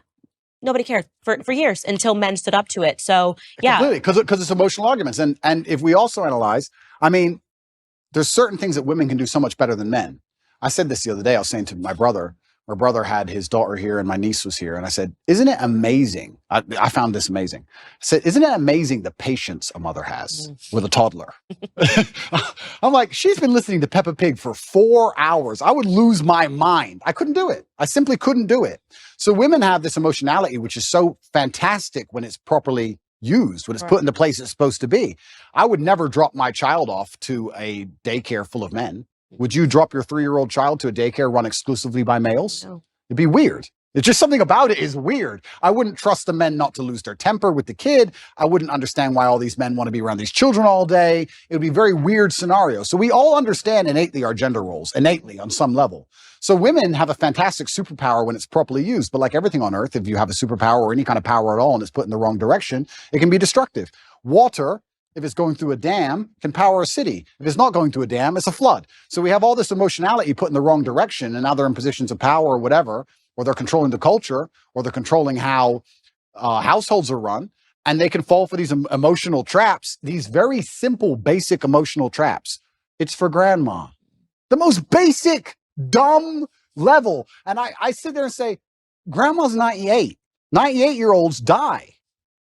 And I'm not saying she should die. I'm saying 98-year-olds get sick. Who said it was COVID? Prove it was COVID. She got the flu last year. Like, what? Have you lost your mind? But grandma. Which is funny because I think the average life expectancy is 73. So if they've made it to 92, they've done great. They've done great. Absolutely. And I said that, and people thought that was so harsh and so mean. Because there you go. Harsh, mean, emotionality. Yeah. And emotionality is used against people, which is also why they don't like stoicism, is why when you have a man who's hard to emotionally affect, they also see him as a threat. Mm-hmm. I've had it from a lot of people. I've had some of the hate mail I've got, and I get I probably get about 10,000 emails a day. I'd say about 9,000 of them are support and 1,000 of them are fervent weirdos. And the weirdos are like, you're a psychopath because all this is happening to you. You don't even care. It's like, they're threatened by the fact that I'm stoic. They're threatened by the fact that I won't cry and lose my mind over it. They're like, oh, he has emotional control. He's a threat, because then they can't lie to me. They can't psyop me. And they want you to be emotionally incontinent. And this is another thing they're teaching men. They're teaching men to act out your feelings. Well, why are they doing that? Because that makes you an emotional person and you're easier to control. They don't care that that damages society by extension. Because when you tell men to act out their feelings, that's why you get school shooters. That's why you get rapists. That's why you get murderers. Why does somebody murder someone? Because he's mad. He's acting out his feelings. He's not a very stoic person if he goes, I hate you, bang. Right? So they're teaching all this emotional incontinence in men, trying to pretend they care about society. It's destroying society in real time. They have no interest in actually preserving anything that's important about masculinity. And the only reason they're doing it is because that allows them to use emotional arguments. Now they can sit and say, okay, these men act out how they feel. So let's make them angry and they might riot. And let's make them riot on this street. Let's leave some bricks on this street.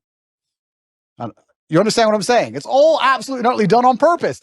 And it's kind of amazing to me that nobody sits there and understands the best way you can rebel against the slave mind and resist the matrix is just to be the kind of person who uses logic, is stoic, is emotionally controlled, is physically strong because a strong body is a strong mind, who refuses to be told or labeled as something. You can't label me as a depressed person. You can't label me as some kind of disease or some kind of personality disorder. You can't label me a color. I'm Adrew Tate. This is who I am.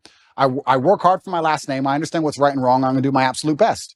And that alone in and of itself is an act of rebellion against these people. Society really started going down the drain when we started getting into mental health awareness. And this is maybe one of my most controversial viewpoints, but I say it over and over on the show. Everybody needs a therapist. They're talking about their feelings. The truth is that every feeling you have isn't valid, doesn't need to be explored. Sometimes you just have a wacky feeling and you need to just let it go.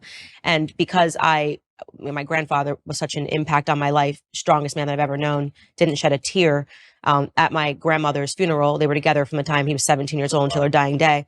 I'm certain he collapsed when he got home. Yeah, of course. But this traditional display of masculinity, in my grandfather's perspective, that a man needs to let it die in his chest, before displaying this emotion, had an impact on me. And when I see, I guess to give a cultural example, someone like Prince Harry, on TV, with his arms like this, breathing and showing what he learned in therapy, it makes me want to die a little. Completely. It makes me want to die a little when I see men acting like this. Completely. And that's controversial because they're supposed to say, oh my God, he's so brave. It's so stunning. Like he's showing this side of him. Everything about Prince Harry, to me, is what a man should not be. Right? Absolutely.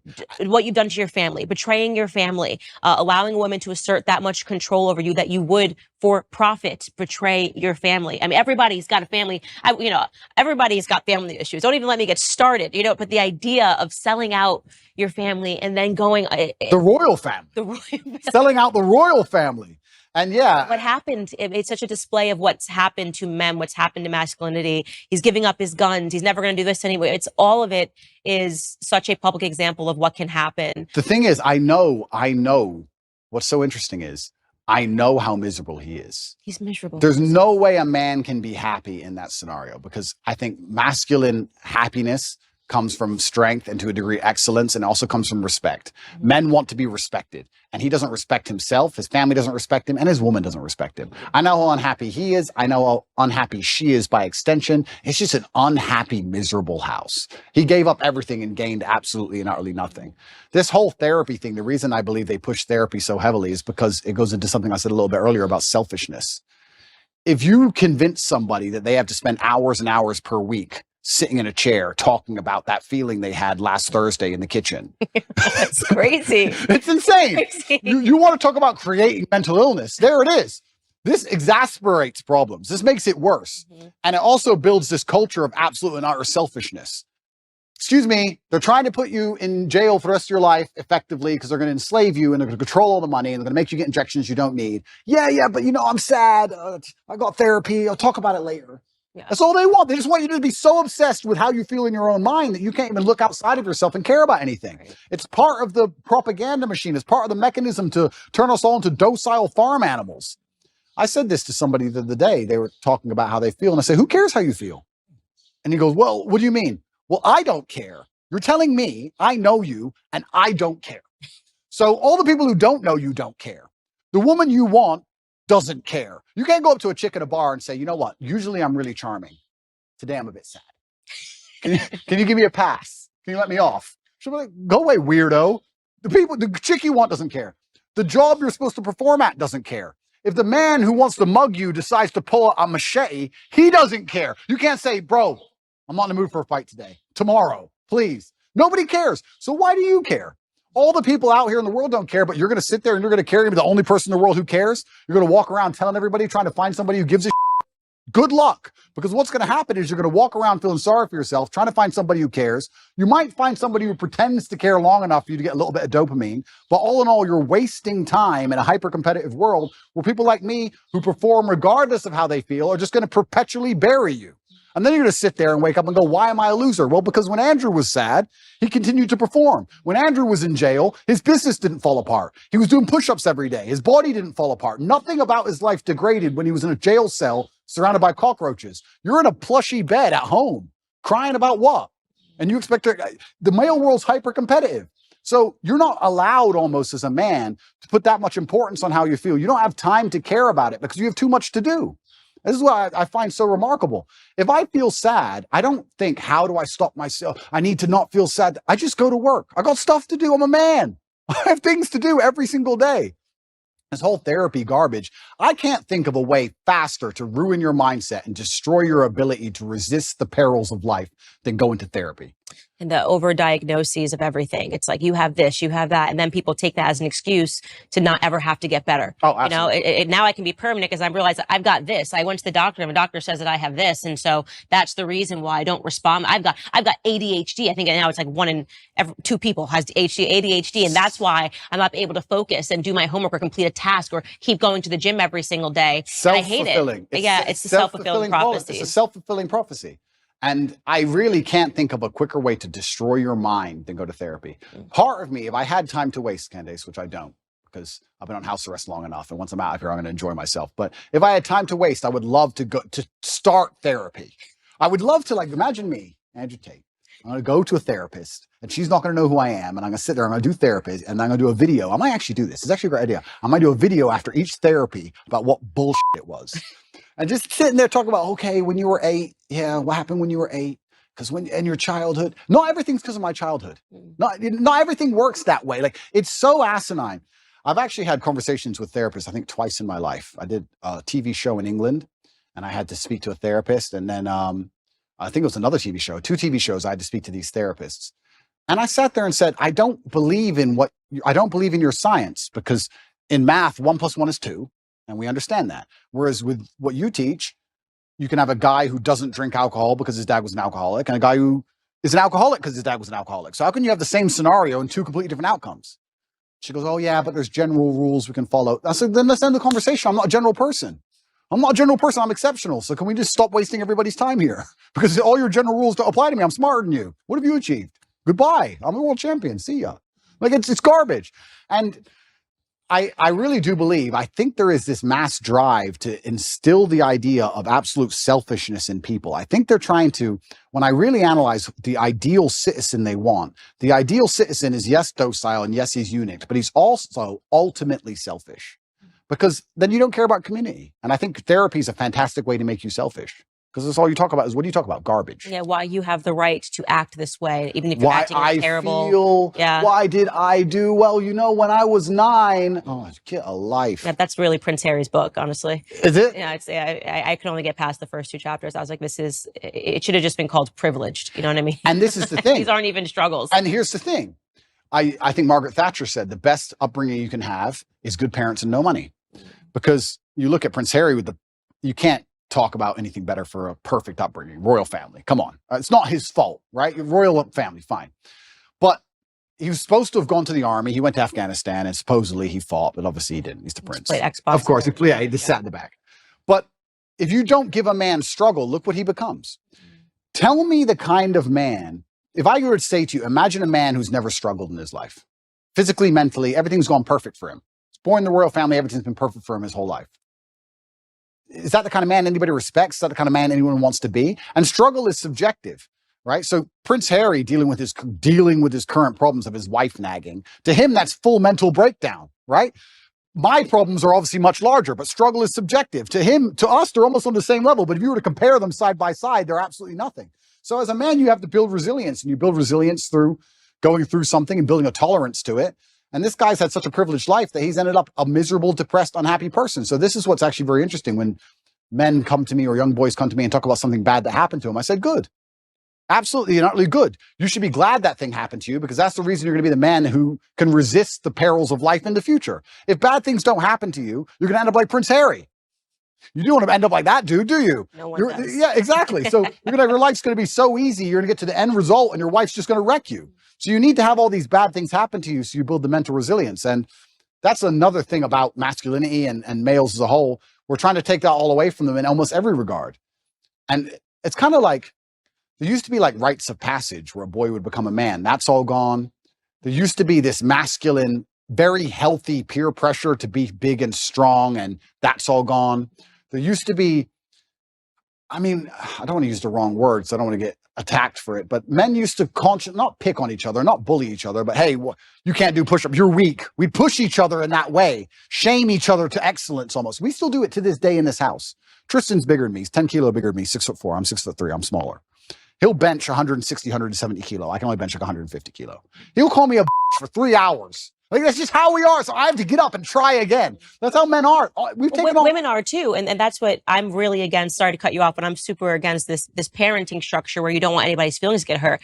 I'm one of 3 sisters. We're a year and a half apart. We tried to kill each other. You know what I mean? All I would do is call my sister. No one has called her ugly or more. You know what I mean? I'm like, you're ugly, you're this, you're fat, da, da, da. That's actually good. Yep. You know, it makes you tougher. And when you see these only children who've never gone through anything, their parents told them they were perfect and wonderful. Yep. And I'm thinking, I wouldn't trade my childhood me and my sisters trying to kill each other, you know, every single day. Life's difficult. Over a t-shirt. Yeah, you know? and it doesn't matter how much money you have. Life is always going to be difficult. It doesn't matter how much you try and shelter your children, how rich you are, what family they're born into. Life is going to be difficult. And if there is no struggle in their life, they're going to find struggle, or something that shouldn't be a struggle will become a struggle for them because their life has been so sheltered, and life is hard. So if you can't avoid the difficulty, you may as well get very good at it. You may as well get good at difficulty. And it's amazing when you look at someone like Prince Harry. He's just a man who has not become very good at difficulty, and he's just completely collapsed in the face of a woman who's complaining at him. And yeah, even worse than all that, the dishonor of selling out. We were talking about how I feel a duty to my bloodline and my last name, and I have to do my father proud. He's from the British royal family. Like, and he had no honor. He couldn't even sit and say, look, listen. He couldn't even shut up for them. Yeah, literally. He had to sell out in a book. Like, God does not smile favorably on people who make these kind of decisions. And I think that's why he's going to be unhappy for a very long time. And he's going to realize that it was never worth it. And what did he do it for? Money? You're from the royal family, my friend. You really need money that bad? Like, it's truly shameful. And I think deceit and treachery are the most heinous and most disliked personal qualities, or something you can actually witness somebody do. I think everybody hates them. And it's because anybody can fall victim to them. Anybody can fall victim to deceit or treachery because you trust that person. Everybody trusts someone, right? So if that person turns on you, you're always in trouble. So I think he thinks that he has the populace on his side. But I don't think he understands that when you out yourself as a snake, everybody intrinsically dislikes you. Even if they enjoyed watching the show. Oh, completely. They've stepped away and went, okay, because I gave the example on my show. You know, you have the Kardashian family, but the one thing about them is they're thicker than thieves. So America does like a reality show, right? Like a reality show. But the reason why they have gained popularity is because actually they always back each other up. They still remained a family unit. 100%. And when you betray that, when you betray family, I think left and right, you just kind of go, okay, maybe that was a little too much. It was fun to watch. It was fun to watch, but we don't really trust you. I don't want to be your friend. I don't want to be your friend. I don't want to be your friend. Yeah, completely. I mean, you're going to sell your own brother out? What am I to you, right? If you do that to your own brother, what am I to you? Absolutely crazy. And then he wonders why. And I also think what he probably doesn't understand, and if he's watching this, you never know, he might. Hello, Harry. If he's watching this, I don't think he even understands that even his woman views him that way. Even Meghan views you that way. Even Meghan looks at you and goes, I complained at you over William, and you were supposed to tell me to be quiet, and you didn't. So now I think you're a bitch. Now what? And you wonder why she's never happy. So now he's in big trouble. I don't know what he's going to do with his life, but he's in big trouble. But it's interesting where I don't see how. It's actually an interesting conversation to have about how psyops can work as a whole, because when I analyze, especially as a man, and I always talk from the masculine frame, not because I'm a misogynist, but because I'm a man. And I understand the masculine frame because I am a man. If you stray from the archetype of masculinity, if you stray from honor, courage, if you're not dutiful, if you don't believe in putting honor in your last name, if you don't want to be physically and mentally strong, if you don't believe in finding problems to solve, you don't believe in having a difficult life, if you stray from this because you've been psyoped to stray from it, all you end up with is misery. And it's amazing that people will see anybody who's strayed from it end up perma-miserable and still fall for the psyop. I find it incredible that people don't think logically long enough to sit and say, okay, whose life do I actually want? I would never adopt the thinking of somebody whose life I didn't want. I don't know why people even do that. I could sit and have a conversation with Prince Harry for 10 hours straight, and he could be as compendious and convincing and concise, and he could be extremely perfectly articulate with his points. And at the end of it, I'd say, yeah, but I don't want to be you. So I don't want to think like you. So get fucked. Yeah. But I wouldn't want to listen to him. So I don't know why people don't even just wake up and go, okay, whose life do I want to live? What kind of person do I want to be? Who do I want to be like? That's the kind of thinking I need to adopt and install in my mind, because we're all being programmed by someone to a degree. And I don't think you can escape programming. You can just choose the programming that you are going to install inside of your mind. I'm not going to sit and say I'm not programmed. My father programmed me. My fight coach programmed me. The friends I have around me program me. My brother programs me. My social circle programs me. We're all programmed to a degree. You have to be very careful with who you're going to allow give you the programming. Because if you put it up to society and culture, the current culture, as a man, you're going to end up like Prince Harry. Do you want to be Prince Harry? It's a big question. It's a big question. And the answer is no. Yeah, the answer is no. It's interesting what you said earlier about putting things back to biology, because a lot of human nature is certainly animalistically biological. And even if we look at Harry and Meghan and how they interact in their home, I obviously don't know, but I can almost guess to the T the arguments they're having. I can imagine him saying, I gave up my family for you. This is what you wanted. I gave you what you wanted. Why aren't you happy? I gave you everything you liked. And he's trying to use a logical or an emotional, well, he's trying to use an emotional argument, but it ain't going to work because she doesn't respect him. But he's trying to use a logical argument with her, trying to understand why she treats him so badly after he completely and utterly complied. But humans are biological, and she, as a woman, wanted him to be a man. She wanted him to have some degree of parameter and barrier. And if you don't put up any parameter or barrier as a man, what a woman's going to do is she's going to push you and push you and push you and push you. She's going to see how far she can push you. That's the reality of it. We can talk about any relationship, whether it's Harry and Meghan or any other relationship. If you're a full-grown man and you don't set parameters or set barriers, the woman's going to push you and push you and push you until she eventually finds one. And we can look at that in a romantic relationship, but also people in general. If you're going to give to a taker, they're going to take and take and take and take until you eventually say no. That's how humans work. So she was waiting for him on a biological level to stand up and be a man and say, listen, you've joined the royal family. You're right. You had to bow to the Queen of England. Correct. Because it's the royal family. Get over it. That's all he had to do. He could have saved himself all this mess. He could have saved himself all the running away and looking like a fool and the upcoming divorce and all this garbage if he would just put his foot down. He never did. And she was trying to inspire in him the warrior. I think a woman sometimes tests a man to say, okay, how much will he put up with? Because they want to see, are you a man or not? What if a man's giving you shit? What will you do? They want to see if you're about it. And she was just testing him, and he failed every time. And that's why he's tried to please her. And now he's in a situation where he's asking her why she's unhappy when he's given her everything she wants. And she's unhappy because you gave her everything she wants because you're a punk. Women don't want neutered men. They don't. Absolutely. Even if they personally neuter them themselves, it's not what they want in the end. So I'll ask the question, what do you think men want in women? That's a really good question. And I can answer that one easily. I think that the masculine realm that we operate in is based on respect. I think that men are constantly looking for a way to be respected. I think the world is hyper competitive and we're constantly always looking for status amongst our peers. This is why you will see a man give up his basically entire life to do something which will only gain him respect, even in a very small sphere. There are CEOs who go to work every day and don't even see their family and give up their entire life and work 12-hour days just to feel like the man in that office. Feeling important in that one office, in that one skyscraper, is worth him giving up his life because he feels like he matters. And if he gets more respect in that office than he does at home or anywhere else, that's where he's going to want to be. Men function on that. So if I had to build the ideal woman who could get any man on earth, what she would have to do is understand that I need to give my man as much status and as much respect as possible. I, by extension of him, being next to him, need to make him look respected. And a lot of this is the easy things we know. No one's going to respect a man who's with an ultra promiscuous woman. No one's going to respect a man who's with a woman who's back talking him or horrible to him in public. No one's going to respect a man who's with a woman who clearly isn't interested in him sexually, whatever. That's all the obvious part.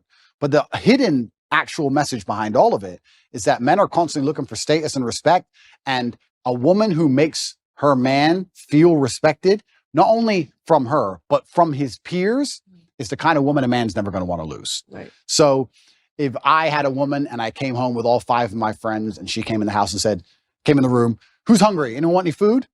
It's not about food. I'm the G now. I'm the big boss. My woman wants to feed all of us. Of the guys there, most of their chicks would never do that. That's respect. That's status for me. That elevates my status.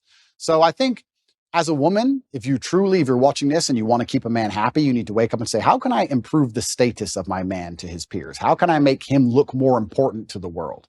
And as long as you take that basic mental frame, you can extrapolate that out to anything. Your man's not going to feel high status and important if you've had a whole bunch of sexual partners because you're promiscuous. So obviously that's that's no. He's not going to feel high status and important if you belittle him in front of his friends or you argue with him in front of his friends. He's not going to feel high status and important if you disagree with him on small, minor issues about if he votes one way, just vote the same way. Like these small voting's not a small thing, but these things make the man look in charge. It increases his status, and that's what he's most interested in a woman. So that's what men are looking for. That's the secret for the women who are out at home. They're going, men are hard to please. No, men are actually very simple to please. Make him feel important and make him look important. That's it. So both of us come from families. My parents are divorced. Your parents were divorced. Yep. I think your parents maybe lasted a little longer than my parents. Not totally positive. What was your mother like? I don't think I've learned anything about her. Yeah. So I had a fantastic mom. She did what a mother was supposed to do. I guess I was raised in a I call it hyper traditional. The modern world will call it misogynistic household. My father was in charge. It was his household. My mother was in charge of feeding us and clothing us and sending us to school, and she did a fantastic job. I think that as a boy, as a man, I always wanted to emulate my father. My father was the superhero. So my father instilled a lot of the mindset that I have, but my mother did a lot of the basic things that kept me alive, if that makes sense. She was a fantastic mom, and she's still alive today, and I love her very much. One of the first things I did when I got rich was retire her completely. So she is one of the people I take care of, and I'll take care of her for the rest of her life. And she did the absolute best she could. And that's the reason we moved to England. They decided to get divorced, and England has a better social care system. We had no money. So we got moved to England. And I grew up in Luton, which is the worst town in England, in an area called Marsh Farm, which is the worst area of the worst town. So it's like as bad as you can get, like the worst place you can possibly go. I think my school had a 4% pass rate or something ridiculously low. So I grew up in a really bad area. But my mother, yeah, she was fantastic, and she did the absolute best she could. And she always loved my father to the end. But I think my father, in many ways, there's certainly been a lot of circumstances where he sacrificed his marriage to raise us in a very particular way. Because my mother and father would argue most over the raising of me and Tristan, because my dad was so hard on us. But he said, look, you boys are my legacy are more important than arguing with your mother. So I think that's actually why they broke up, because he was so hard on us. But I thank him for it. So yeah, but I don't want to disrespect my mother by saying there isn't much more to say, besides the fact she was a very nice, very loving, very attentive mother. That's what she did. But my dad was always my superhero. And I don't know what else to say. My dad was my superhero. Well, I see it now. My son's only 2, and he's now toddler, terrorist, wakes up every day, wants to go to war. I don't want to go to war. I just want to love him. Yeah. And so he is obsessed with my husband. I mean, forget it. The second my husband walks through the door, it's like I don't even exist, right? Yep. Forget the fact that I held him for 10 months. I don't exist. But unless he's sick. Yeah. Oh, yeah. Oh, then it's like totally mommy. Oh, completely. I'm like, oh, okay. So when you want to go to war all day and you're feeling great, it's like dad, he literally just wants to fight him. He goes up and he hits him and he wants him to be thrown around. And I don't want to do it. I'm like, you're kind of big. Yeah. I don't want to toss you around. Go find your father. Yeah. So there actually is a natural proclivity that goes on there too, where like in the way he acts when a man walks through the door, any man, by the way, my son wants their attention. You can see that he seeks their approval at the age of 2. He'll cry in front of the girls, well, it's me, it's my assistant. If it's girls he's putting on, then when the guys are there, he instantly stops the crying and stops the tears. So it's so interesting to watch that and examine that in just a 2-year-old. So well, that's biological, right? This is how we charge at the gunfire. This is how men charge at the gunfire, because we want the respect of our peers. We will literally commit suicide for the respect of our peers. Like it's something that's deep inside of us, or it used to be, it should be. They're trying to take it away from us. But how do you get men to go over the trench, over the line and charge at machine guns? Well, you do it because everyone else is doing it. And you don't want to be the only so you have to do it. And you have to die. Like that doesn't make sense. Think about it logically. It doesn't make any sense logically, but it's something biological inside of all of us, because we have this innate feeling of duty and honor, and that's where the courage comes from. And they're trying to destroy that along with everything else. But you're right. This is how men biologically are designed to be. And I was the same when I was young. I remember looking at my dad just going, you're a superhero and I want to be a superhero. That's just how it was. So, but yeah, my mother's fantastic and I love her very much. And she's very proud of me and she's very proud of how we were raised. And she's so glad we were strong. Like even when we were in jail, she was very concerned, but she's like, look, I know that if anyone can do it, you can do it. And yeah, so. Do you want to be married? Good question. I heard that's the lover boy tactic. We'll talk about that in a little bit, but. Yeah.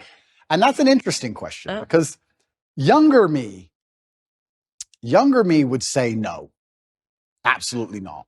And the reason younger me would say no is because I'd come up with all the arguments that there's no legal advantage really, and the woman can wreck you and you can lose all of your things, etc.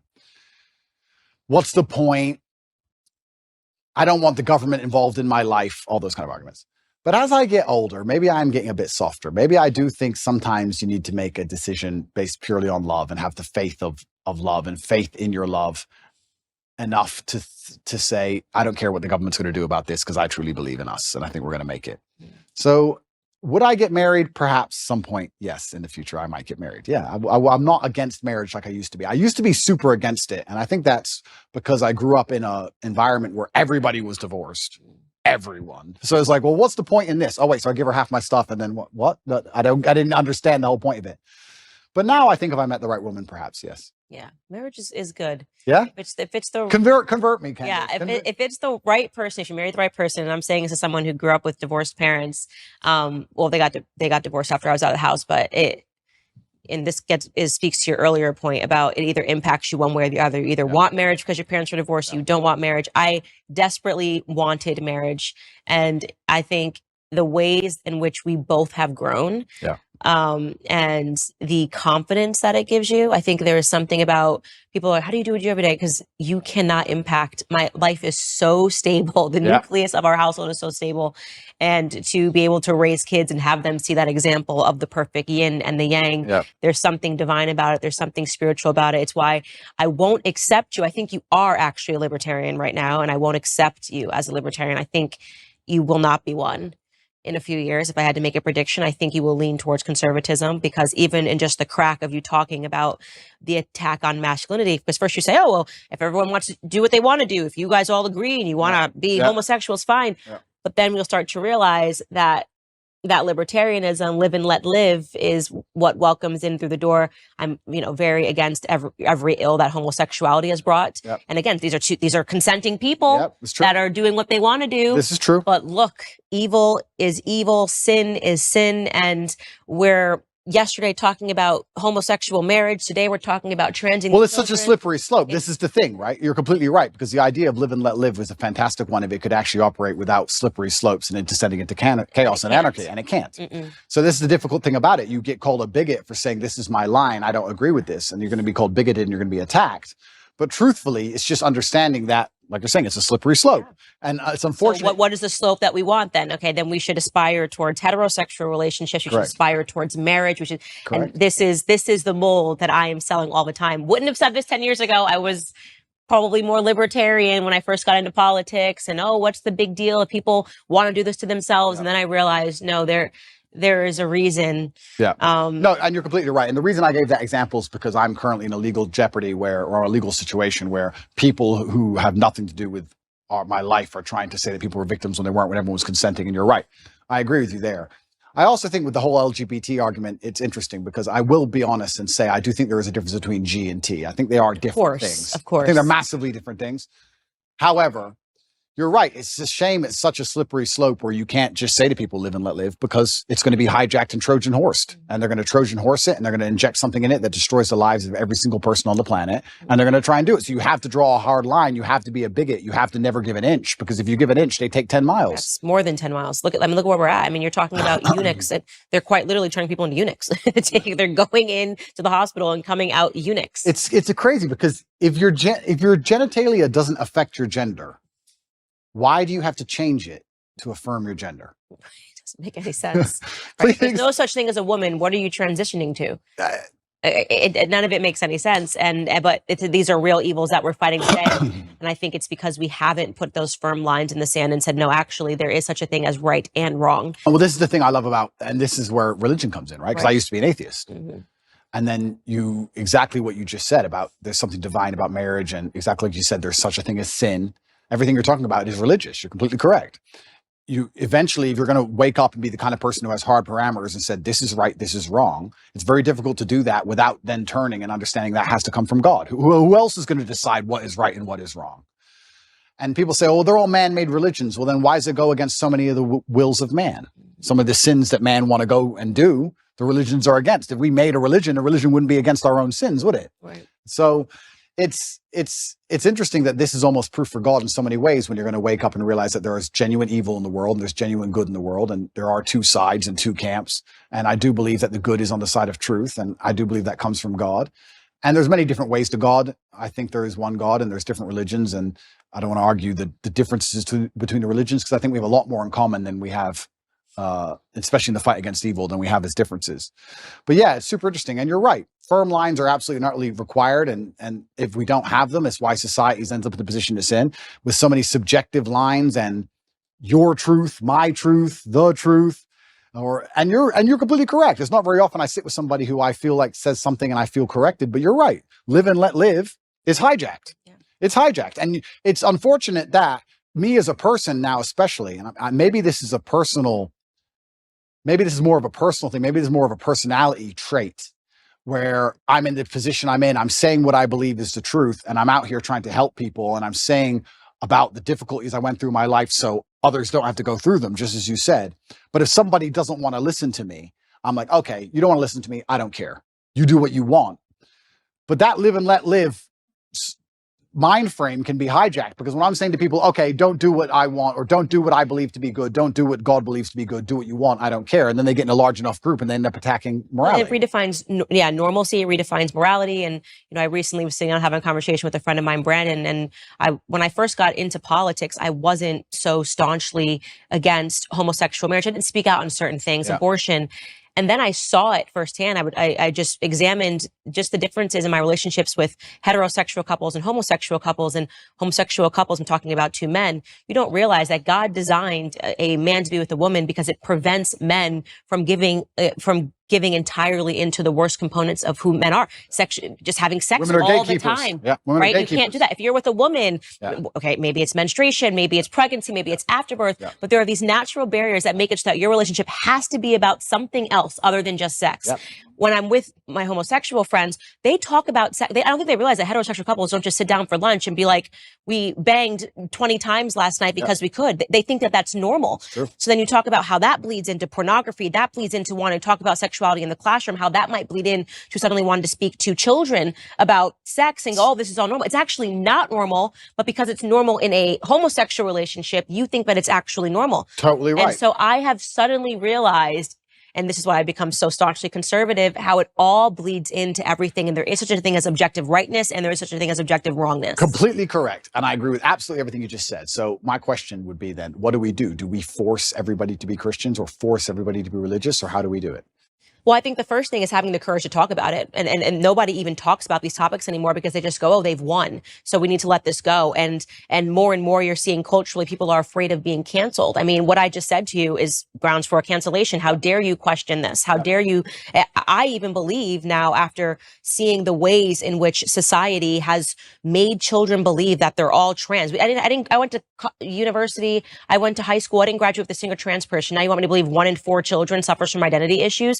No, that's socialization. Completely. You place that on them. So is it such a far stretch to imagine that the same happened in the when homosexuality came to America, and then we popularized it and we put Ellen on TV and we gave Melissa Etheridge a platform, and suddenly pride parades were happening everywhere. Whereas you don't see this here. You don't see this here in Romania, where we're sitting, because we haven't. This is the power of culture. This is the power of pop culture. When you make something, you have to go the other way. Completely. You need to normalize it. You need to say, actually, this is abnormal. Absolutely. And this is what normal is. And it's not both. So yeah, I've become very conservative in all of these perspectives. And you're completely correct. You nailed it. When I said, do we force everyone to be Christian? You nailed it by changing to the exact thing I was going to say. It's about culture. It's a cultural issue. And it's completely and utterly correct. And I think that's actually one of the reasons why. I mean, I don't state this with arrogance. I don't want people to understand. I'm not trying to be arrogant. I'm trying to make people understand the situation I'm in. I was the most Googled man on the planet at one point. So I had a massive impact on the culture, and it was dragging in the complete opposite direction that the culture wants to move in. Mm-hmm. I'm dragging men in the complete opposite direction that the Satanists and the people who want to turn us all into slaves want us to go in. So I think that anybody who sits at home and realizes that my legal troubles appearing basically directly after that is a coincidence, then you're awfully naive.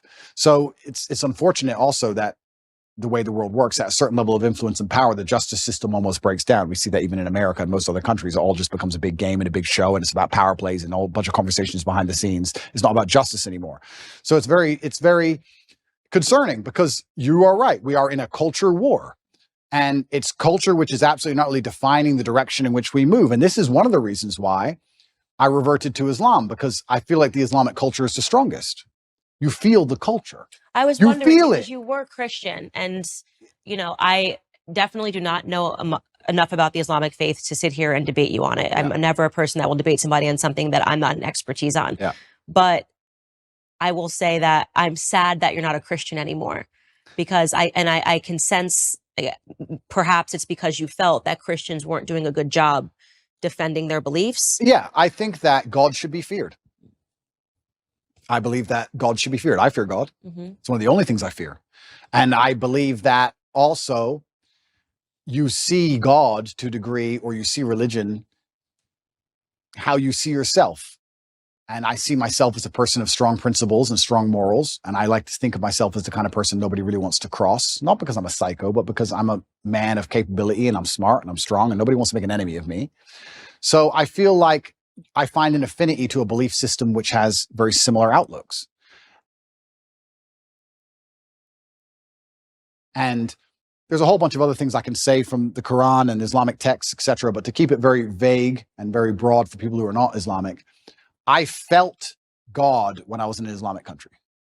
If I went to an Islamic country, That's the problem. I The felt West- God. West is You don't Christian. feel any God. I think How is that's it a it. Christian country if Satanists are mocking Jesus on the streets? I understand what you're saying, and I was trying to gather in my head what pulled him away from Christianity, and I said it's probably the example. If you're thinking that America is a Christian country, and you're thinking that the United Kingdom is a Christian country, They're not. then you're going, Christianity is getting it wrong. Yeah. And the truth is that America is no longer a Christian country. We're being run by people that are satanic. Hollywood is satanic, and Right. Hollywood is running America. Right. So you're not wrong.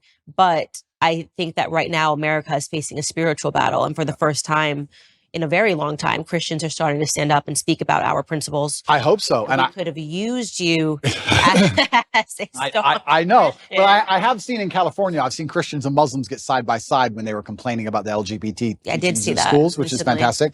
And I know what you're saying, and that is true, but it's almost like when I go to an Islamic country, I feel God around.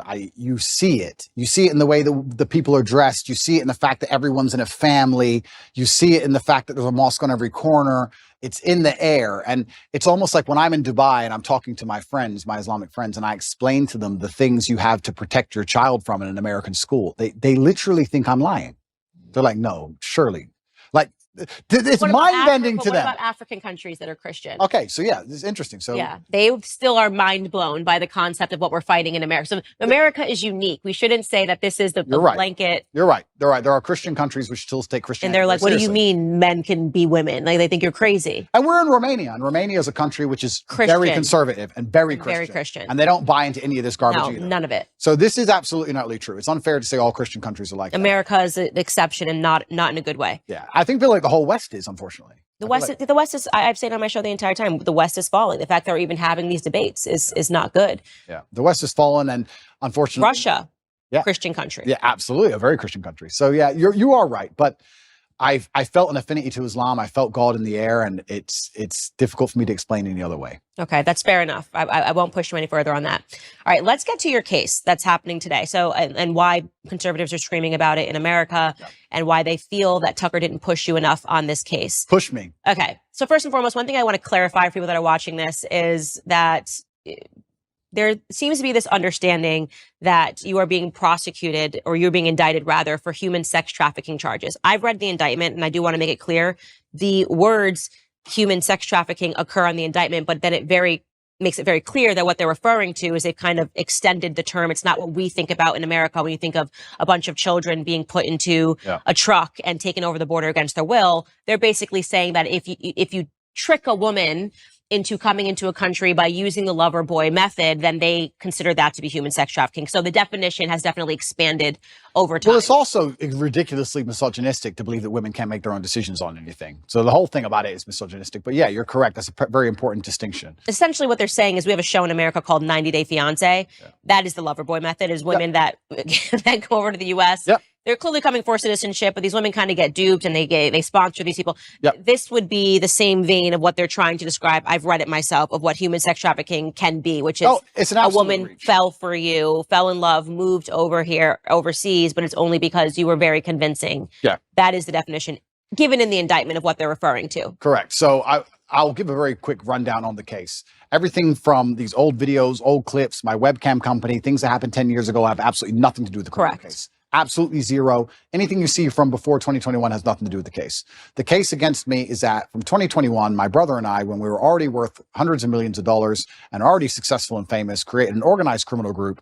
And our intention was to convince women to move to Romania to make TikTok videos so we could steal the TikTok money. And TikTok, and they mention OnlyFans. Correct. On the indictment page. And they say that you did this using the lover boy method.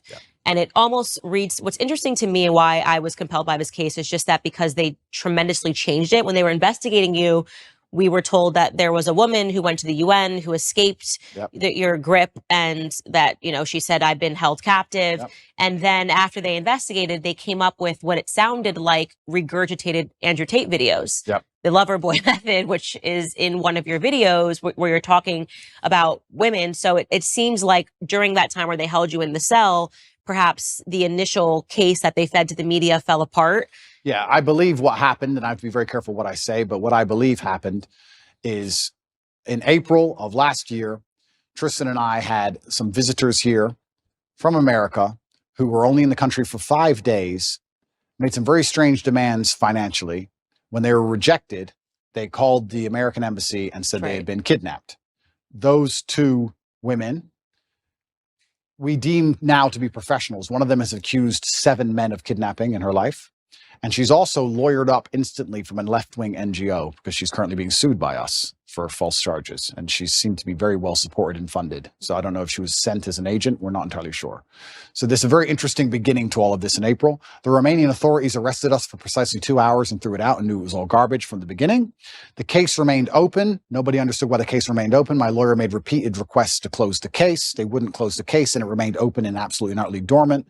When I was canceled, when I was deleted across all social media and canceled and lost my bank accounts, my Uber account, my Stripe account, my Gmail, absolutely everything, literally within the same week, the case was picked back up, which was very strange. I was followed.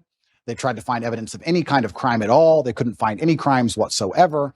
They then raided my house for a second time with the intent of getting my electronics, which they got. They went through all of my electronics and they could find nothing of actual criminal intent. What they did find is my brother and I and our personal assistant, because at the time, if anyone who knows on the internet or has been around for a while will remember, my face was all over TikTok. You could not get rid of my face on TikTok. Me and my brother were explaining our strategy for how we got so big on TikTok to some friends of ours. They then said that we were forcing them to do the TikToks for our money, for our brand. They made this huge reach and said it's human trafficking because we're forcing women to make TikTok videos. Yeah, so that's the part that registered to me as strange. It started as a kid. We were told it was kidnapping, which is it's very serious, that somebody fled to the U.S. embassy. This is the woman that you're talking about that you say you're alleging has also accused 7 other men. Alleging, it's literally now on Twitter. You can see the complaint we have filed against her. 7 men she is accused of kidnapping. She's done it with 7 different boyfriends who didn't buy her what she wanted. One of them killed himself. Okay, wow. So she's a professional. Okay, so it's very strange that she comes over, she accuses you of kidnapping her, but then they decide not to prosecute that, but they fed that to the media that you kidnapped someone, she fled to the U.S. embassy. Then all of a sudden we learn that they're investigating you, and the charges then go from kidnapping to, well, actually what he was doing is a lover boy method, which we're saying is human sex trafficking, and that these women didn't know what they were getting into. They thought that he was going to marry them. Yeah. And actually what he wanted them to do was just to make TikTok and OnlyFans videos. Yeah. So the lover boy method, traditionally, the way it would traditionally work, the reason it was criminalized and added to the criminal code is that I would be a Romanian man and I would meet a Romanian girl. We would get married. Marriage is part of it. I'm not married to anybody. We'd get married. We'd move to a richer country. You go from a poor country to a rich country, let's say America. You put the girl into sexual work, let's say prostitution, and then I'll keep all the money and I'll control her or coerce her by pretending to love her. That's what they're saying. That's how it traditionally works. Mm-hmm. They've accused me of using the lover boy method because basically I was a nice person. I was nice. That's the thing that's so most people don't understand about the law. It's so ridiculously subjective. If they want to weaponize it and use it to attack you, that's exactly what they'll do. They can accuse any man of using the lover boy method if you send nice messages on a text message. If you're like, hey, baby, how are you? So did you did you promise to marry these women? No, I didn't promise to marry anybody. What I had was girls. The two girls who were in the criminal file asked me how to be famous on TikTok. I told them how to be famous on TikTok, and I spoke to them nicely the entire time. These two women have come out and made videos repeatedly saying we're not victims of anything. I don't know if you've seen them. No. Okay. So just so I back this up. The victims in the indictment, correct, have made videos saying we're not victims. Correct. I did not know that. It's there. It's all over Twitter. In fact, on I think it's my pinned tweet, you can see the criminal case against Adrew Tate. The two victims who the DCAR are accusing me of using the Loverboy method on have made videos saying he just told us how to do social media. We're not victims. I've never seen any of them being aggressive or rude. They've always respected people. Ai fost amenințată? Nu. N-am fost niciodată. Dacă eram amenințată, automat nu mai eram idiotă să stau în casa asta. Suntem prieteni buni de 2 ani de zile, cam așa. Poți să mă treci pe mine ca și victimă, dacă eu n-am spus că sunt o victimă. They gave this statement to the police.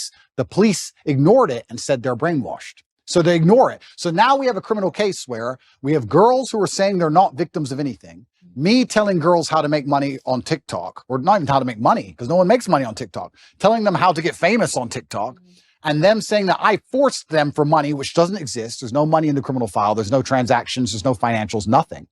The girls themselves have given statements in my defense. They're being thrown away so they can continue with this case saying that I've brainwashed the women. So now we have, imagine in court, my brother and I, and the two victims all on the same side saying, nobody's done anything wrong. We're all friends. We were talking about TikTok accounts. And then you have the state with no witnesses on its own saying you're victims and you're bad and you're going to jail. So it seems like what they're doing then is this is where the content from 10 years ago is coming into play, where they're saying, well, look, they're conflating this now. So even though these charges are from, and I read the indictment again, 2021, but look at what he said 10 years ago, which somehow confirms what we're saying. We don't have to listen to these women. Yeah. So I do want you to contextualize this video that has been circulating on the internet of you talking about the lover boy method. So we'll take a look at that right now. Sure.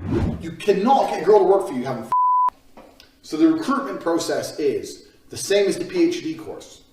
You message them on Instagram. The PhD course is my recruitment system. I don't mention webcam until after I've had sex with the girl. If you're on dates and you're trying to mention it and shit, it just doesn't work. It puts them off. I'd never do that. That's disgusting. I'm not a whore. It's just not gonna work. You continue as normal, no mention of webcam. You f the girl. After you f the girl, you do the PhD test. If she passes the PhD test and she wants to be with you, then you start mentioning things like, yeah, but you know, you're always busy. You're always at work. You can come work for me. Okay, so first question, when was this video taken? Yeah, so this video is from 10 years ago, and this is me explaining how having a webcam company, it's actually a larger video as a whole. I'm explaining how having a webcam company can affect your relationships and how it affects your dating life. It also explains the fact that one of the girls I was dating at the time was working on webcam at the time. And it's explaining my general, overall, explains my life and how things are affected owning a pornography company, because obviously a lot of women will be put off by that. It doesn't explain, it doesn't say, I'd be very careful how I answer this question because I'm currently under an investigation, right? So I'd be very careful how I answer it. People are trying to chop it up and say that it says I am using the Loverboy method to somehow convince women to do things they didn't want to do. This is obviously not the case, and none of this is in the case file for a reason because it doesn't exist and none of these women are upset. But this is simply me explaining. It's actually a dating course I made a long time ago, and I'm a little bit embarrassed about it, to be honest with you, because it was 10 years ago and I was talking about women and dating and things in a way that I wouldn't talk about them anymore. Right. So yeah, you look very young in the video. I'm super young, and I'm talking about, hey, when you sleep with this girl, or you meet that girl, or you meet this girl on Instagram, and I have a webcam company. I don't tell them I have a webcam company. And I just think all that's kind of crass and it's below me. Yeah. And I don't really like talking about it. And it's amazing how things change as you mature and you get older. But once again, I was a much younger man. I think if you were to take any 24-year-old and look at the stuff he puts on the internet, some of it's going to be stupid. And I think if you look at anybody who made things 10 years ago, some of it's going to be stupid. It's absolutely not criminal in any regard. There's nothing criminal about it. It has no bearing or any interest in the current case. But yeah, I was talking about how I don't mention I have a webcam business. The basic premise of the video was me explaining that I don't mention I have a webcam business ever, and that I'm Mr. Rich and I have this nice car and I go on dates with girls. And sometimes when I say I have a webcam business, some of them want money and they want to work for me. That's the basic premise of it. Right. I'm glad to hear that you're not proud of the video. And I think that that's one of those things where I say that people don't allow you to grow up from things that you've done or said in the past. And this is obviously when you were operating a webcam business, you're talking about. And that's the whole thing about the human experience. We're supposed to grow, right? And we're supposed to make mistakes and we're supposed to learn from them and we're supposed to evolve as people. And I'm certainly not proud of the video. When I say I'm not sorry for what I've done, I don't mean it in I would do the same things again. I don't mean it that way. I mean that at the time I was a lot less knowledgeable and I was younger and I made some mistakes. And just like I'm sure Jay-Z would never sell crack again. Right. Exactly the same reason I would never make a stupid video saying something so stupid again. I also could have never predicted the fact that I was going to become one of the most famous people on the planet. Right. I didn't see that coming. And if I did, I would have been a lot more careful with what I said and how I said it. And I do think that it's part of every person's journey to make some mistakes and learn from them and grow from them. And I kind of find it interesting that if I was a reformed drug addict, there'd be no problem. If I was a reformed murderer, there'd be no problem. If I was a mafia boss and I'd sit here and I'd killed 3 people and we were doing an interview and I was like, yeah, I used to kill people. I've done my time. I'm out of jail now. I get less flack than if I made a video talking about dating when I used to have a business that did webcam than I currently get, you know? So all I can do is understand that I was a younger man. I did the best I could at the time. And I was trying my very best to survive in a very harsh world. And I understand now that a lot of the way I said things, I certainly shouldn't have said them that way, but none of it is criminal. Right. And it, again, has no bearing on your case today, but I want There's literally no bearing. And it's conflation. It's being circulated without, like, people think that video was shot last week. Correct. And that's what's so good, because it's good to mention that, because people are trying to conflate them, because in the current case against me, there's no case. Mm-hmm. Everybody understands there's no case. We're now in a situation where if the legal system's completely fair, then the case is over.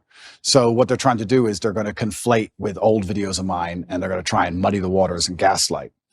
And I will say that I am unhappy those videos exist, and I will say I wish I never made them, but I won't say that I'm sorry, because at the time I did the best I knew how to do. And I think that's important for the young kids that are following you, especially the young men, to know. Like I say, I always hope that I talk about the mistakes that I made, and I probably wouldn't even categorize them as mistakes. It's just things that I did. And if I could go back, of course I wouldn't do it. Hindsight's 2020, but it's important for them to hear that. You know, I'm not proud of that. Obviously, I'm not proud of it. And that's why I never push them to the world. And that's why I never, propagate them in any way. Unfortunately, there's a weaponized attack against me where they still exist. And that's why I do so good to talk against them. I think that if you want to tell kids not to do drugs, you usually have a reformed drug addict to stand up and say, don't do drugs. I was a drug addict. It was a mistake. And I think that gives you a degree of credibility. So for me to sit here and say, be a lot more careful, one, with the way you say things on the internet, especially. 2, be a lot more careful with your interactions with women as a whole, especially in light of the Me Too movement and all these other things. Be very respectful. This is a small clip. If you watch the video in its entirety, I actually talk about extensively about how you don't want to make a woman feel pressured. You don't want to pick up a rape charge for no reason. If she feels upset or sad, make sure you get her a taxi home. I talk about all these things in the same video. So this is still the worst part of a very long form video taken out of context. However, I just think there's a lot of lessons to be learned from it. And yeah, if I have to be slightly embarrassed and a little bit taken aback by them so I can teach people the lessons, then I'm going to teach people the lessons. And the basic premise is I was explaining how I have a webcam company and how it affects my romantic life. And that was how it was all encompassing and went together. And I think when I made the video, I got like 28 views. Yeah. And now it's being circulated. And I'm being told I'm the worst person in the world by people who pretended they'd never done anything wrong for the last 10 years. And also there has to be a degree of time. I like to think there's a statute of limitations. Like, how long are you going to hold? They will for the rest of your career. I'm sure they will. And it's fine. And that's fine. Mm-hmm. But I mean, it's just like, okay, 10 years ago, a decade. Yeah. They're going to keep making you answer for it in every capacity. I've seen that God forbid you misspeak, you miss a word while you're saying something, they will circulate it over and over again. That's just the world of social media. For me, what I feel is I don't feel guilty about them, but I do feel embarrassed because I don't feel like the way I spoke about women or the way I spoke about romantic relationships is my current view on romantic relationships. I think I've certainly matured. I was a young, brash, arrogant guy. This is what happens when you have a young kickboxer who's beating everyone up, making a bunch of money from the streets. I was a young, brash, arrogant guy, and I spoke in a way I perhaps shouldn't have spoke.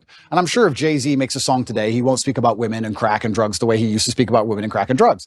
It's just the reality of life. And you have to grow, and you have to take the embarrassment which comes from growing.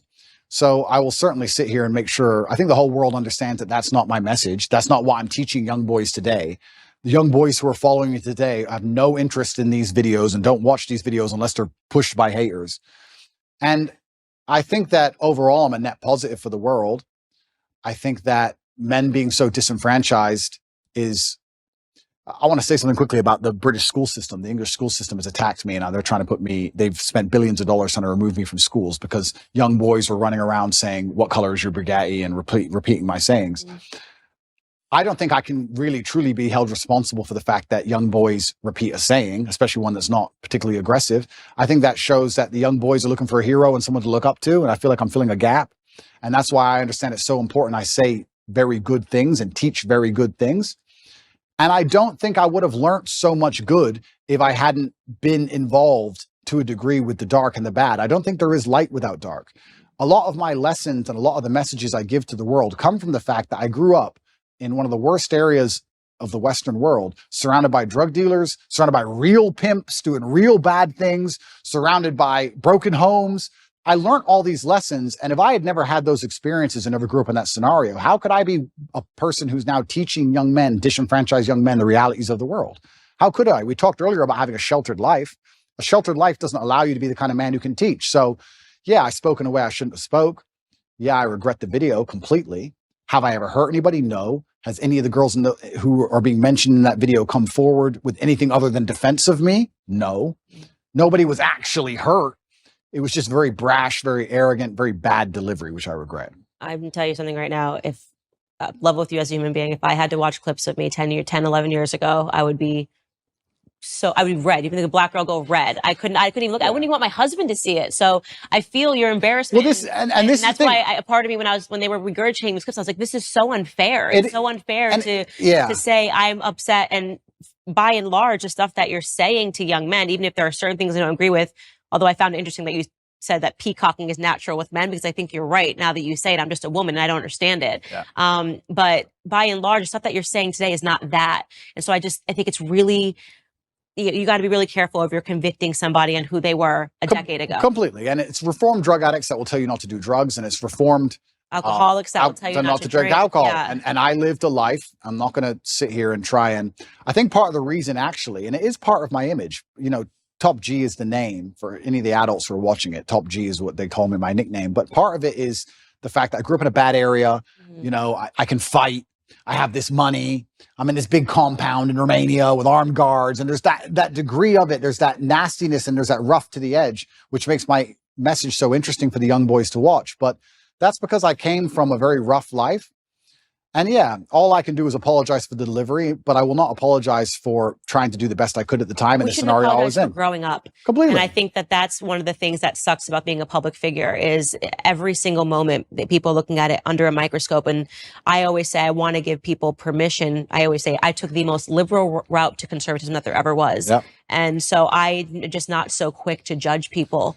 And also I like to think, and this is one of the things I do say, if the most advanced forensic detectives on the planet with years of effort, if the worst they can drag up is me talking about women in a slightly derogatory way, I'm kind of happy with that. And I'll be honest, because I scroll Twitter and I see all these liberals who attack people all day end up getting ousted for child porn or this or that, real things. And I'm like, thank God I have no skeletons for real, So that's the worst version of me that anybody's ever going to see. And it was a long time ago and I learned my lessons from it. And I do my very best to teach the lessons I learned, just like you said, to help people avoid going through the hardest way to possibly learn a lesson. And that's the reality of it. But that has no bearing on my current case. And I think that's what the confusion in my case is currently. People think that my case has something to do with that, even though they're completely unrelated events. Right. And that's why I'm trying to clarify in talking to you, because I've realized that there's a lot of conflating going on.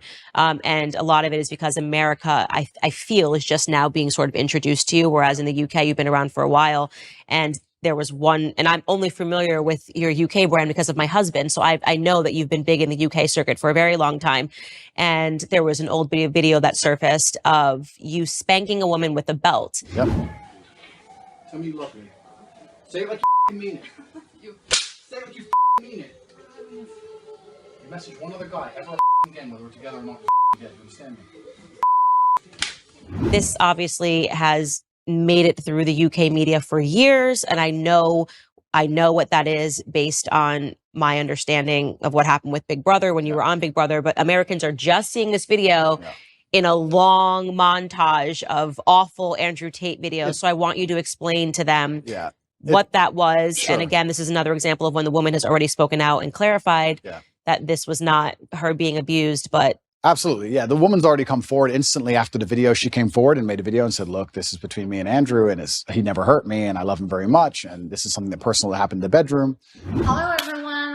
I just wanted to say something about the video that's been released recently about me and my ex-boyfriend, Adrew Tate.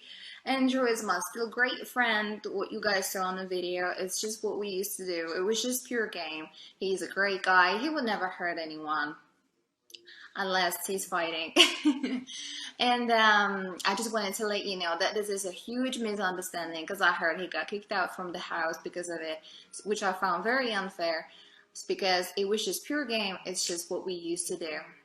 And it's actually interesting because when I got arrested, even recently, even though me and her are no longer together, she was also doing videos in my defense. She made a very recent video a few months ago saying, once again, very nice things about me. He is not a human trafficker.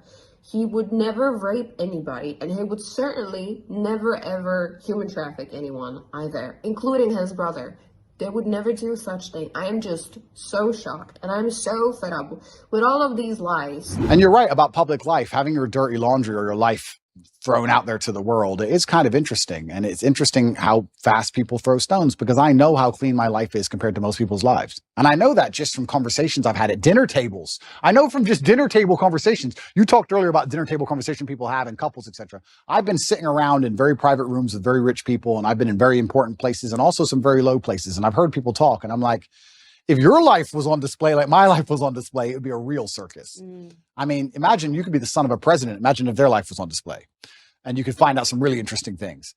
So me personally, yeah, these things are the same old regurgitated things from 10 years ago that have been previously explained. That was also, I was going to say, can you date that video? When that video I must have been, how old was I? 2015, maybe 2014, okay, a long time ago. Right. And I think the best defense for all of these things, personally, I don't think that anybody should take my word for it. I think the best defense for all of these things are the voices of the woman directly involved. Right. We say, believe all women, right? That's what we say, isn't it? Okay, well, you don't have to listen to a word I say or believe a word I say. If you think I've done something wrong to a woman and the woman stands up and goes, no, I love him, that's garbage, then that should be the end of the issue, I believe. Maybe I'm getting libertarian again.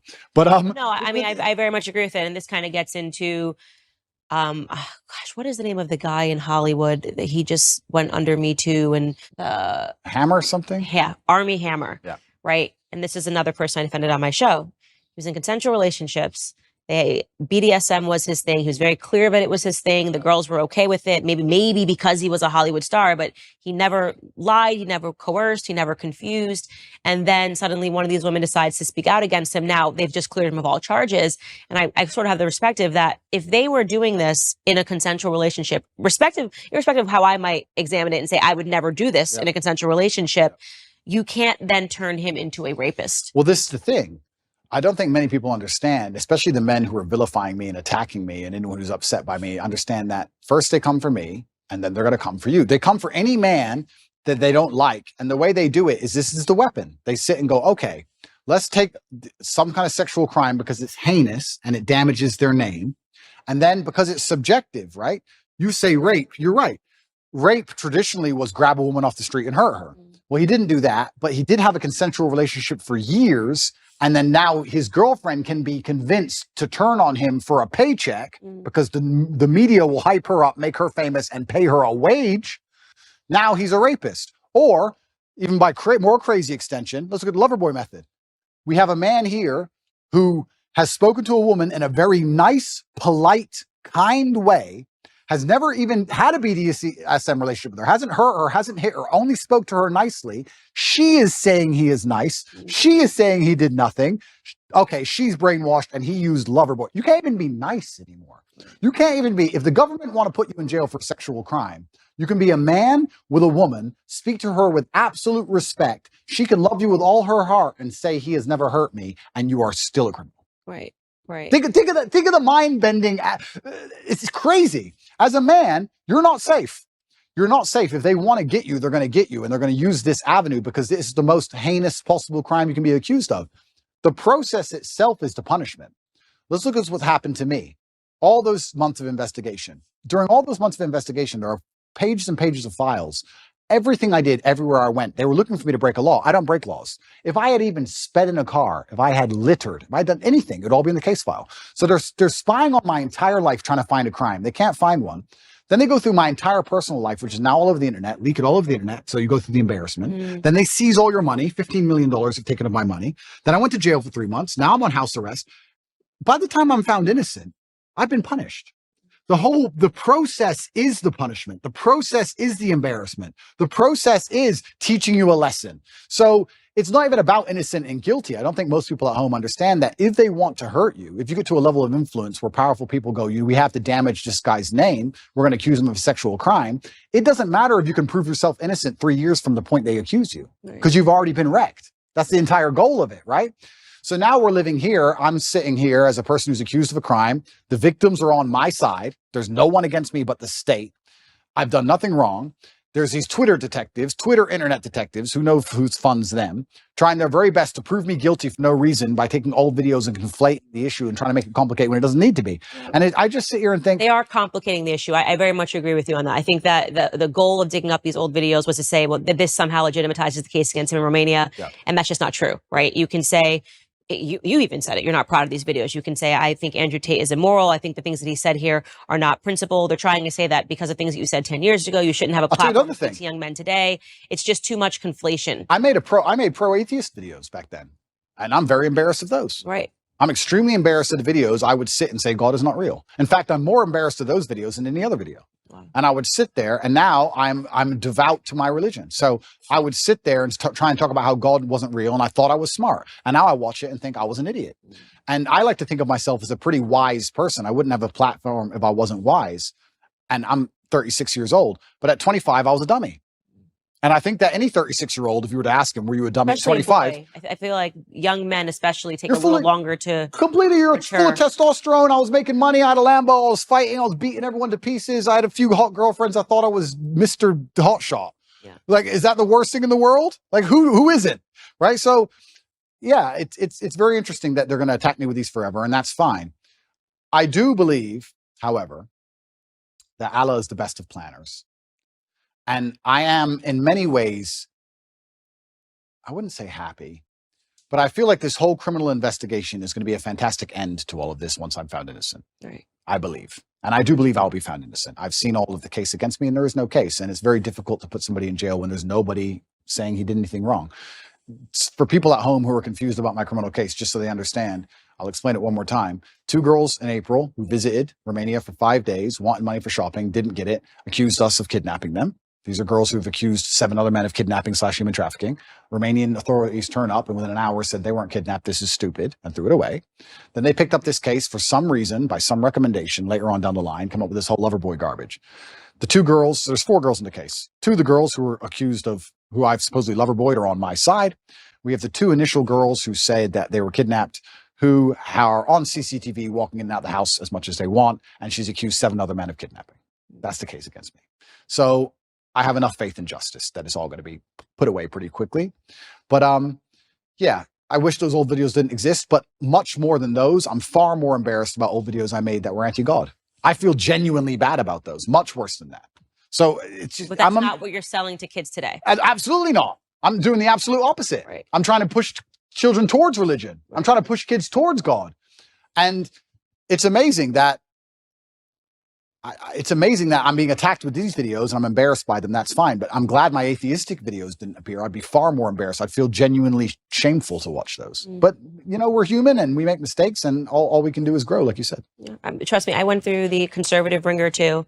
Suddenly. What did they hit you with? All sorts of things. I mean, they hit me with an old anti-bullying company that I was trying to put together based on something that I lived through when I was in high school. And they tried to say essentially that I was trying to dox people. I still have to answer for a splash page for an anti-bullying company that I tried to create with the most goodness in my heart. And they still throw it at me. She's a fraud. This is not what she actually thinks. I mean, I have to answer the conspiracy. Some things are even crazy. George's father is somehow related to the Rothschild. And I mean, it gets crazy. And the bigger your platform becomes, the more they dig into your history and they'll dig into ex-boyfriends. I mean, it never goes away, but I'm hardened to the process. I am who I am. I'm proud. I actually am proud of a lot of the things that I lived through, a lot of the mistakes that I've made, because it made me who I am today. It's interesting you say hardened to the process, because I think I am too. Because when I watch old content of mine or things I wish I didn't do or say, I will feel guilty or I'll feel shameful or I'll feel embarrassment because of me. I don't care what people think. I don't care if some conservative wants to watch a video and make a video. I don't care. It's about me and my own personal morals and my own personal morality and how it's evolved and how I feel about things I've done. It's all about me. It's internalized. I don't care what these people say externally because I know that nobody is perfect. And I also stick by this, and I've said it many times, but I know it absolutely not to be true. Anybody who is attacking me, if they've been under the level of forensic assault I've been under, would have far worse things out there in the public. Right. I'm sure. Right. And I know that one of the charges against you is that you're materialistic. You're describing that as peacocking. And it's funny, when I see you with Lamborghinis or whatever, I don't know anything about cars, whatever the cars are, I always think of, I'm friends with a lot of UFC fighters. Yep. And one of the ones that I have great respect for is Colby Covington. Yeah. And it's so funny because when I have my podcast, he's sort of this quiet guy, super respectful, just not at all what you're getting in the ring. Yep. And when we talked about that, he said, no one paid attention to my fights. And then suddenly I'm in Brazil. I think I'm about to get dropped. And I start talking a bunch of trash. And suddenly he's got a huge audience behind him. And this is part of the men like the bragging, the men like the peacocking. Completely. And so I love it. And that's why I say when I see some of these videos and I see conservatives assigning like real meaning to you saying stuff that is just so obviously content for young boys. It's the only way I can describe it. I mean, this is just like a bunch of guys just being guys and the girls just be like, this is so stupid. That's my reaction to it. It's so stupid, but why are we trying to assign real meaning to this? This is like guys, this is how guys have fun the same way that girls sit around and talk about Real Housewives. Yeah, absolutely. It's bravado. It's girls are into, my husband cannot do like 5 seconds of hearing me and my girlfriends talk about things. He's like, I'm out.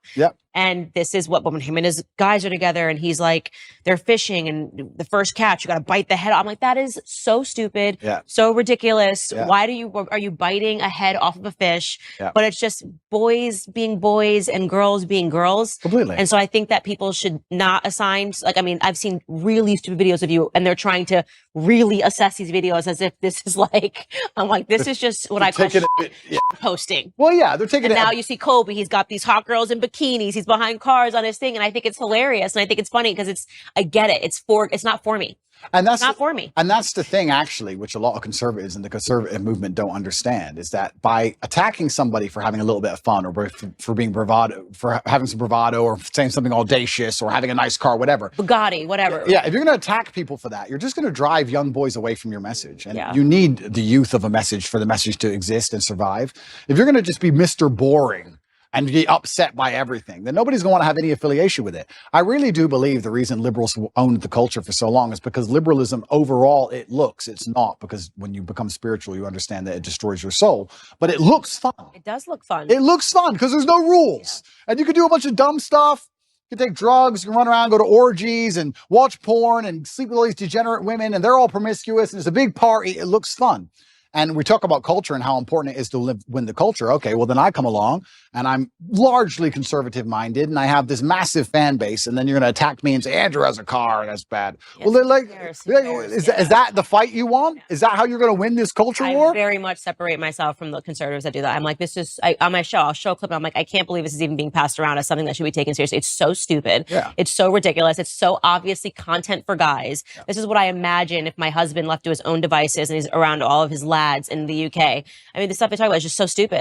But then he thinks the same thing about me when I'm with all of my girls. It's so stupid. Completely. And we do need to stop being so severe. Like, it's materialism. Okay, I get what you're trying to say, but also this is just fun content for guys. But then let's also talk about the materialism thing, right? Because it's interesting to me that conservatives will sit and say, oh, materialism is bad or it's anti-Christian, etc. And I understand where there might be a point to argue there. But I tell you something, if you're completely and utterly broke, then you need the government to eat, then you're in a lot of trouble. We talk about the matrix and resisting the matrix. One of the tools to doing that is financial freedom. And this is one of the baseline realities of it. I'm not saying you should sell your soul for money. Absolutely not, not. But if you want to truly resist the matrix as a whole, you need to have money to do it. It's pretty hard to do when you're broke. Even me as a person, if I had no money, the current situation I'm in would absolutely and utterly destroy me. I would be completely and utterly wrecked. Like, how could I pay my bills? They've taken $15 million of my money. I'm locked in my house. So you need to have a degree of financial freedom. Otherwise, you're going to end up just doing what you have to do to eat. You look at these people in England. There was a video that recently was on Twitter. I felt really sad when I saw it. It was a workman taking down the British flag and putting up the pride flag. And someone shouted at him, hey, bro, you're removing the wrong flag. And he goes, I know, mate. I know. You're taking the wrong flag down, mate. At least you know that.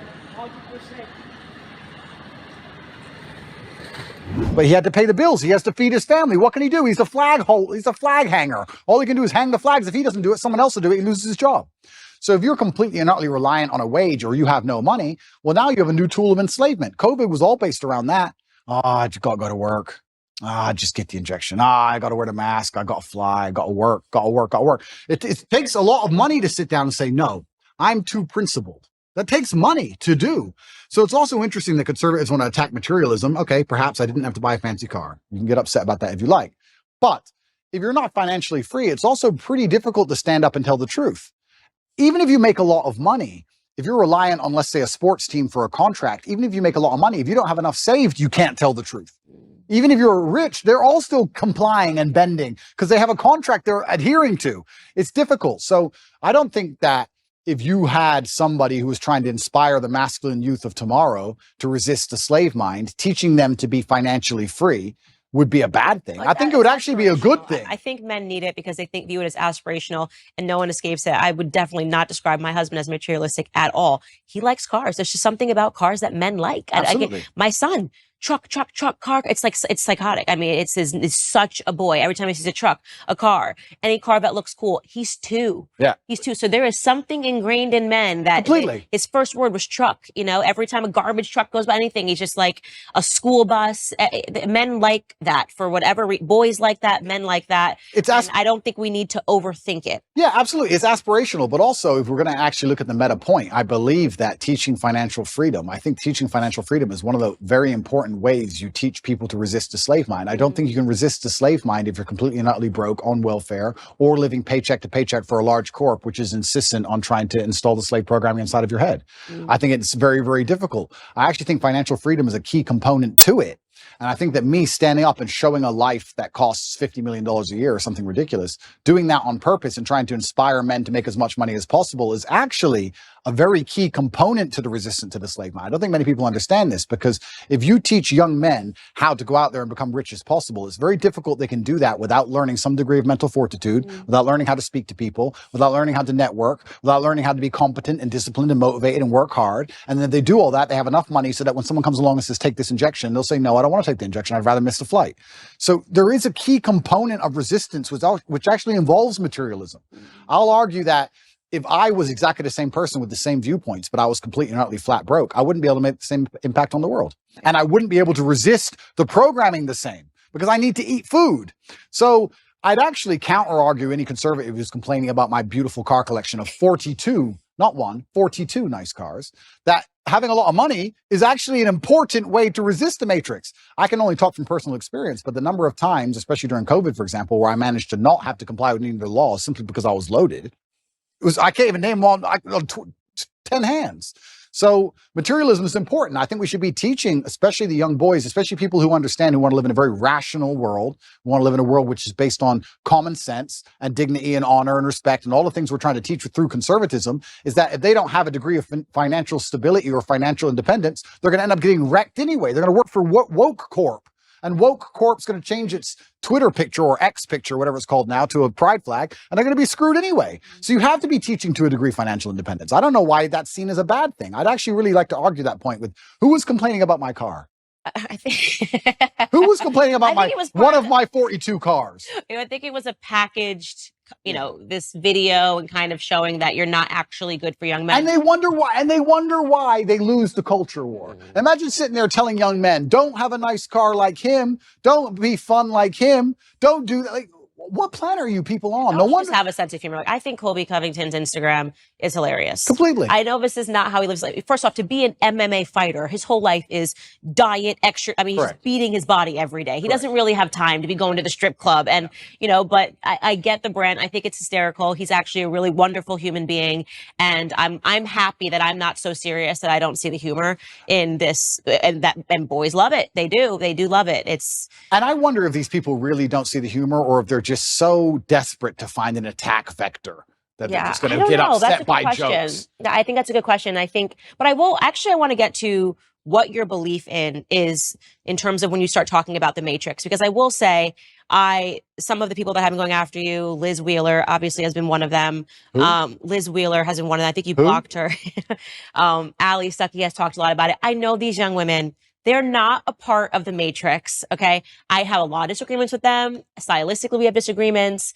Ali means what she says. Even if I disagree with her point, I know she means what she said. It's not an act for her. She's not trying to do anything. She says it because she believes it. I've known her for years. She's actually been very good to me when people were the guard of conservatism. Ali had me on her show. She had a platform for me. Liz genuinely believes everything that she's saying. I don't think she's a part of the Matrix, even if I think that there are some pieces of it, of your life and why people gravitate towards you, that she doesn't fully understand. And maybe she never will understand it. But they, to me, are not a part of the Matrix. Okay, so let's talk about what the Matrix is and what the Matrix isn't. Sure, let's talk about the Matrix. Before we do that, let's talk about this recent conservative attack. I want to make it clear that I don't watch basically any of the attack videos made on me. I'm busy. And I'm very happy with my life, and I don't allow attacks on my psyche. If somebody makes a video that attacks me, I don't watch it. I don't watch it because I don't want to watch it because I don't care. I don't watch them either. I don't care. Yeah. And I don't say this to insult Liz or anyone else. I don't know them enough or respect them enough to give a shit what they made or what they say. I don't care. So I can't talk about the specifics of what she said because I don't know what she said because I didn't watch it. However, I don't believe it was well-intentioned. I think that there is certainly a degree of jealousy that came with my massive influence in the number of views I got on the Tucker Carlson show. I think that the fact that 10-year-old videos, which have been debunked 30 times, are now coming up again is not well-intentioned at all. But I can't be entirely sure of that. So I can't comment specifically on their attacks because I haven't watched their attacks. I think they're seeing those videos for the first time. That's why I said I'm trying to bridge the gap between I only knew about those videos for a long time because I've been paying attention to your UK career. Yeah. I don't believe these people have been. I think the first time they were introduced to you was on Tucker Carlson's interview. Yeah. If I'm guessing, I have not spoken to them, but so they're just seeing this. Then somebody starts circulating old clips and they are like, oh my God, this person, this must be true. Again, guessing, have not spoken to them about you at all. Got it. Well, it's up to them to come to their own conclusions about me. I'll live my life and I'll continue to live my fantastic life and I'll be the best person I can be. And they can come to their own conclusions. They can make videos in support of me or attacking me for the rest of human time. I'm not going to watch any of it. I'm not interested. Right. So that's those two. But in regards to the Matrix as a whole, the Matrix, I believe, and I use the term the Matrix from the movie because I think it perfectly describes the world we're in today. I believe we're living in a false reality which is projected inside of our minds and it's designed to distract us long enough for our bodies to be abused. And the movie is from body heat. In the real world, perhaps it's for some physical labor. But I believe that we're not living in a real version of reality. I believe there are gatekeepers on the truth, the agents, who try their very best to keep us asleep. And I think the end goal is to keep us distracted long enough for our body to be utilized and then for us to die. Who is the Matrix and what is the Matrix as a whole? I have to be very careful what I say, and I don't want to get in too much trouble. But I think anybody who is perspicacious enough to understand how the world works understands that the media machine is trying very hard to keep us convinced of certain ideas and also to keep us arguing about very unimportant ideas. So people behind the media machine who decide what goes on the news can do whatever they want to do. Mm-hmm. And the things they do usually have dire consequences to all of our lives. Right. So I would say that the Matrix as a whole is the media machine from the projection point of view, and that the people who control the media try very hard to make sure they have ultimate control over all governments and all important decisions on the planet. I agree. I totally agree. Welcome to the conspiracy. Welcome to the conspiracy. Don't listen to my podcast. I'm in on like CIA documents, showing people it's not a conspiracy theory. These are declassified CIA documents. These are things that they actually did and that nobody pays attention to because it happened 60 years ago, but it's been declassified. You know, all the operations that they had, putting actual journalists under CIA pay. I mean, it's crazy. Following the death of JFK, why did they do that? Why did they suddenly feel it was necessary to have journalists on payroll following the death of a president? Who there were a lot of questions surrounding his death. So you've got the right audience with me in terms of that. I think the media is the enemy of the American people. Yeah. That is why I liked Trump calling that out right away, talking about fake news. What I don't understand is why anybody listens to anything they say. I know it is because they've been caught lying so many times. Mm-hmm. Is it just because they lie on repeat over and over again to the point where people just accept it? Is it because it's cowardice and accepting that these people constantly lie to you makes you adopt their worldview, which is scary because you have to now think for yourself? I'm not sure what it is, but how after, especially the last 5 to 6 years, can you believe a word these people say to you? Well, because if they say it enough, it becomes true. And they've been able to show that if you say something over and over again to someone, they will accept it as a truth. And that was another declassified CIA experiment. It was super interesting. They put a bunch of people in the room. So let's say there's 20 people in a room, right? And 19 of them are agents, and one of them is actually the person they're testing. And they show you a picture of what is clearly a banana. Yeah. And they go around the room. The last person they get to is the one that's being experimented on. Everyone else is an agent.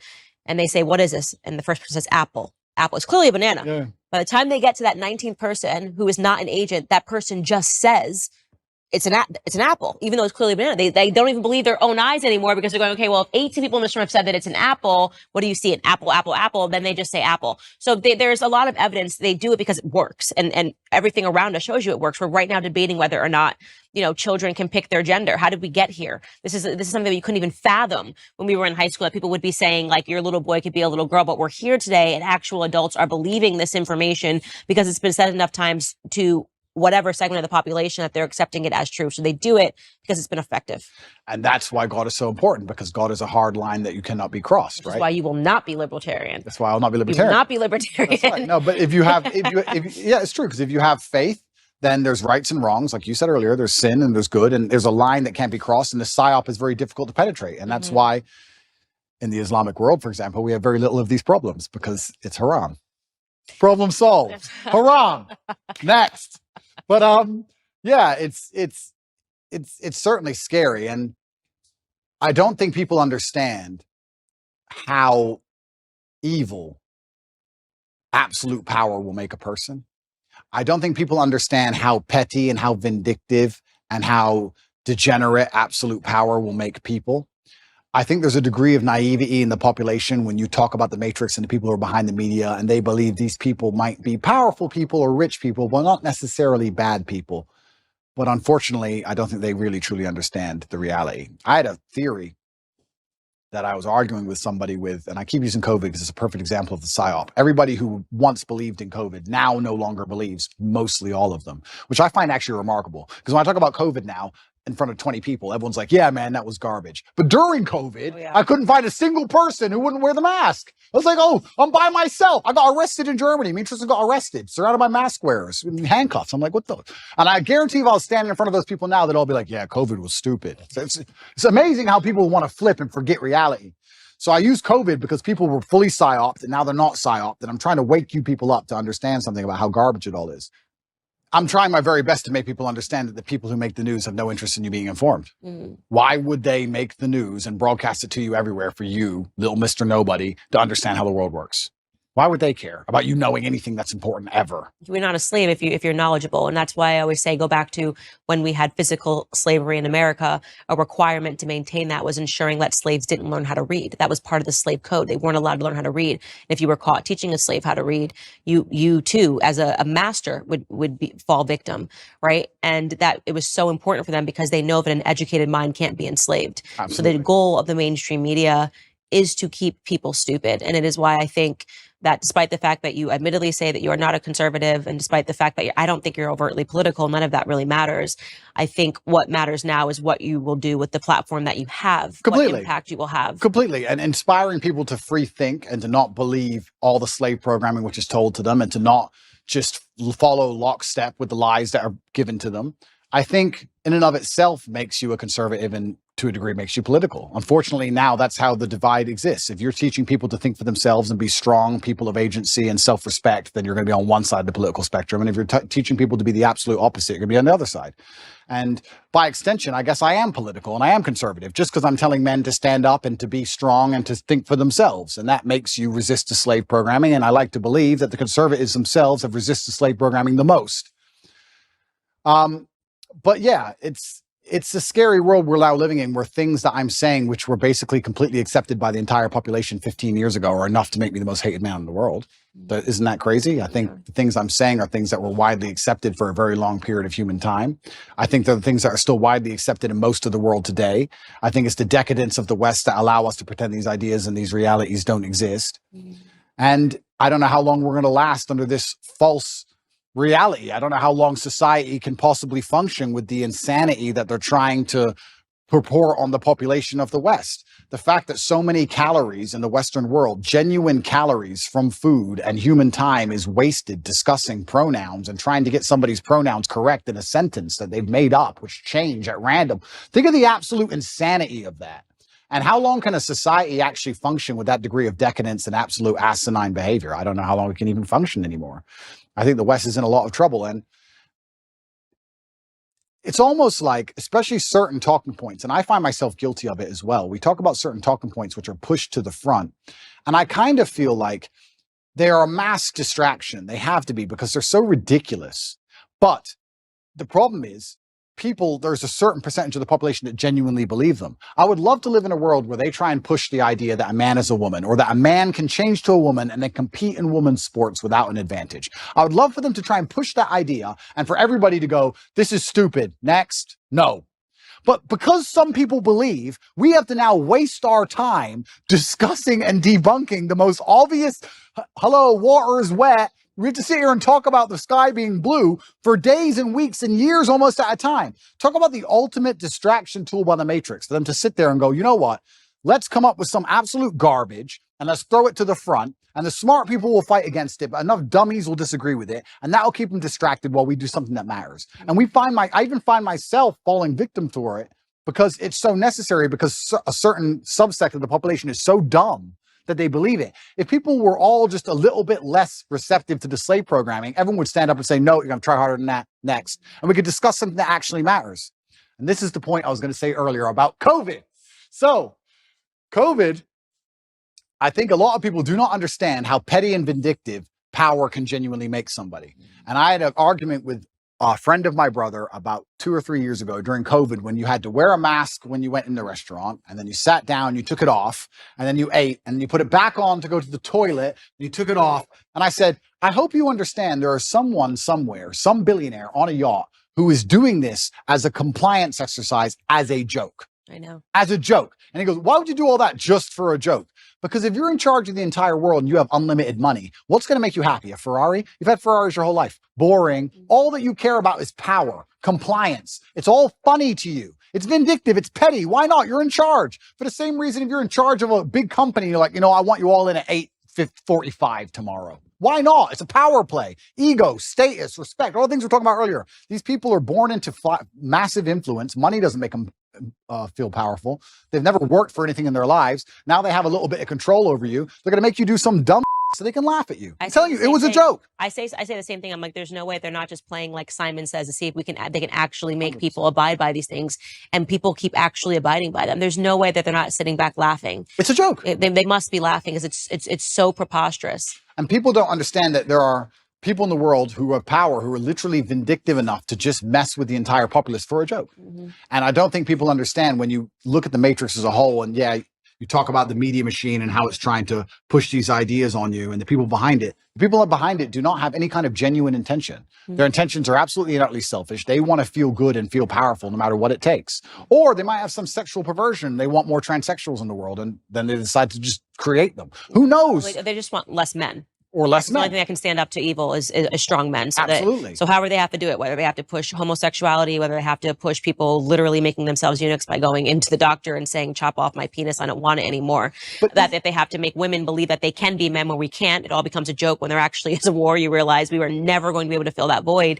I think it is an attack on masculinity, which is why I do believe that raising up strong men is the number one requirement in society right now. Is this Darwinism, do you think? Well, is there a Darwinist? And that's a good question. Is it? I mean, and the reason is because I actually truly respect you, Candace. You're very smart. You're very smart. And often I sit on podcasts and I just talk, but I want to actually get some feedback. If you walk into a doctor and say, please, chop, I can't even say it. You know what I was saying? Get rid of it. Please. Affirm my mind. Please. I watched the Disney Channel. Please. Is this Darwinism? I do say in the end we win, right? Because they're not going to be able to procreate these ideas, so to speak, right? But that's why they need your children. That's what's so scary. That's why they're so intent on getting the kids. Because for any idea to exist in the future, you need the next generation. And also, children are the most susceptible. And it's kind of evil and scary that these people have a worldview which is so logically flawed, is so devoid of genuine rationale, that they have to go to the most susceptible subsect of the population to inject it. Which is why you should get married, because the guard against that is strong families. Is it? It is a nuclear family. It is a mom and a dad sitting around the dinner table saying, what did you learn at school today? It's mom guarding at home, going through their homework and seeing what they're learning and saying absolutely not. And it's dad going to work, building, and that nuclear family is the only guard against handing over your children to the government, which is why in the next 5 years, I just think you should get married. The only guard except Islam. No. I don't have to worry about my children's homework. Thank you very much. It's all handled by God. And it's interesting you said that, though. It is a good point. And I think Matt Walsh actually said something about me having, I have children from a few different women. I don't like to give details on it. But so does Elon Musk.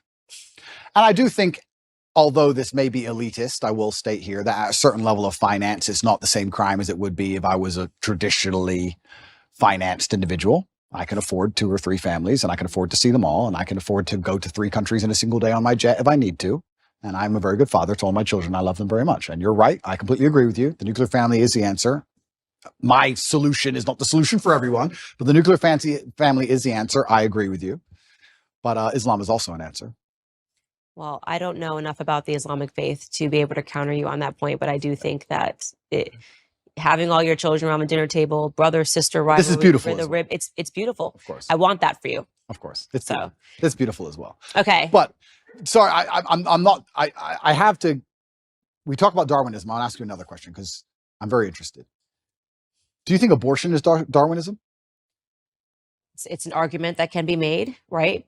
Killing off your own offspring, it means that you're not putting your offspring into. But like these people with the sign, I killed 10 of my kids. Isn't that? I mean, it's evil. It's satanic. It shouldn't happen. I'm not saying that it's a good thing. I'm just asking: is there a Darwinistic element to all of this?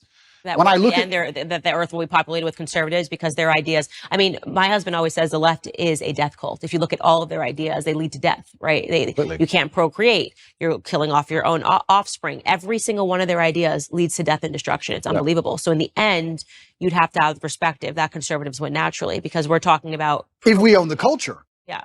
But we don't. So what they're doing is they're using the culture to psyop enough young children who are not living a traditionalistic life, or like you're saying, or not having a strong family, nuclear family to keep them against the slave programming. And they're using them to create the new generation of death cultists to continue to keep humanity under attack.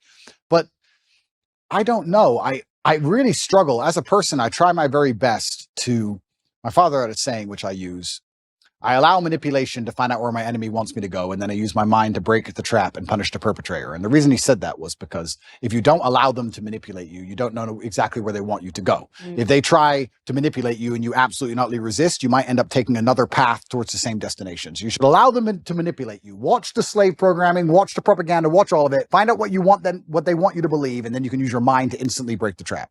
I did it in COVID. And when I first watched COVID, when I watched the Italian hospitals and people falling over in China, at the very, very beginning of it, I sat there and thought, what do they want me to believe? They want me to be scared of this disease. They want me to be afraid. No, I'm not going to be afraid. So if I'm not afraid, what's the answer? Well, the answer is to go to which country? Sweden's open. Nobody talks about the fact that Sweden was open the whole time, never closed ever. I mean, interesting, we're in nightclubs the entire time people were locked in their houses. Nobody talks about this. It's like no one mentions it anymore. But you have to use your mind to break the trap. And I feel like I've tried to allow my mind to be psyoped into this transgender stuff or this abortion stuff. And even I can't even pretend to buy into it. I can't see how you can reach that level of delusion. And that's where I say, maybe it must be Darwinism, because maybe even with all of my mental capacity, I can't even pretend to be stupid enough to want to go and chop my genitalia off to then imitate a woman, poorly imitate a woman for the rest of my human years. That literally sounds like a form of torture.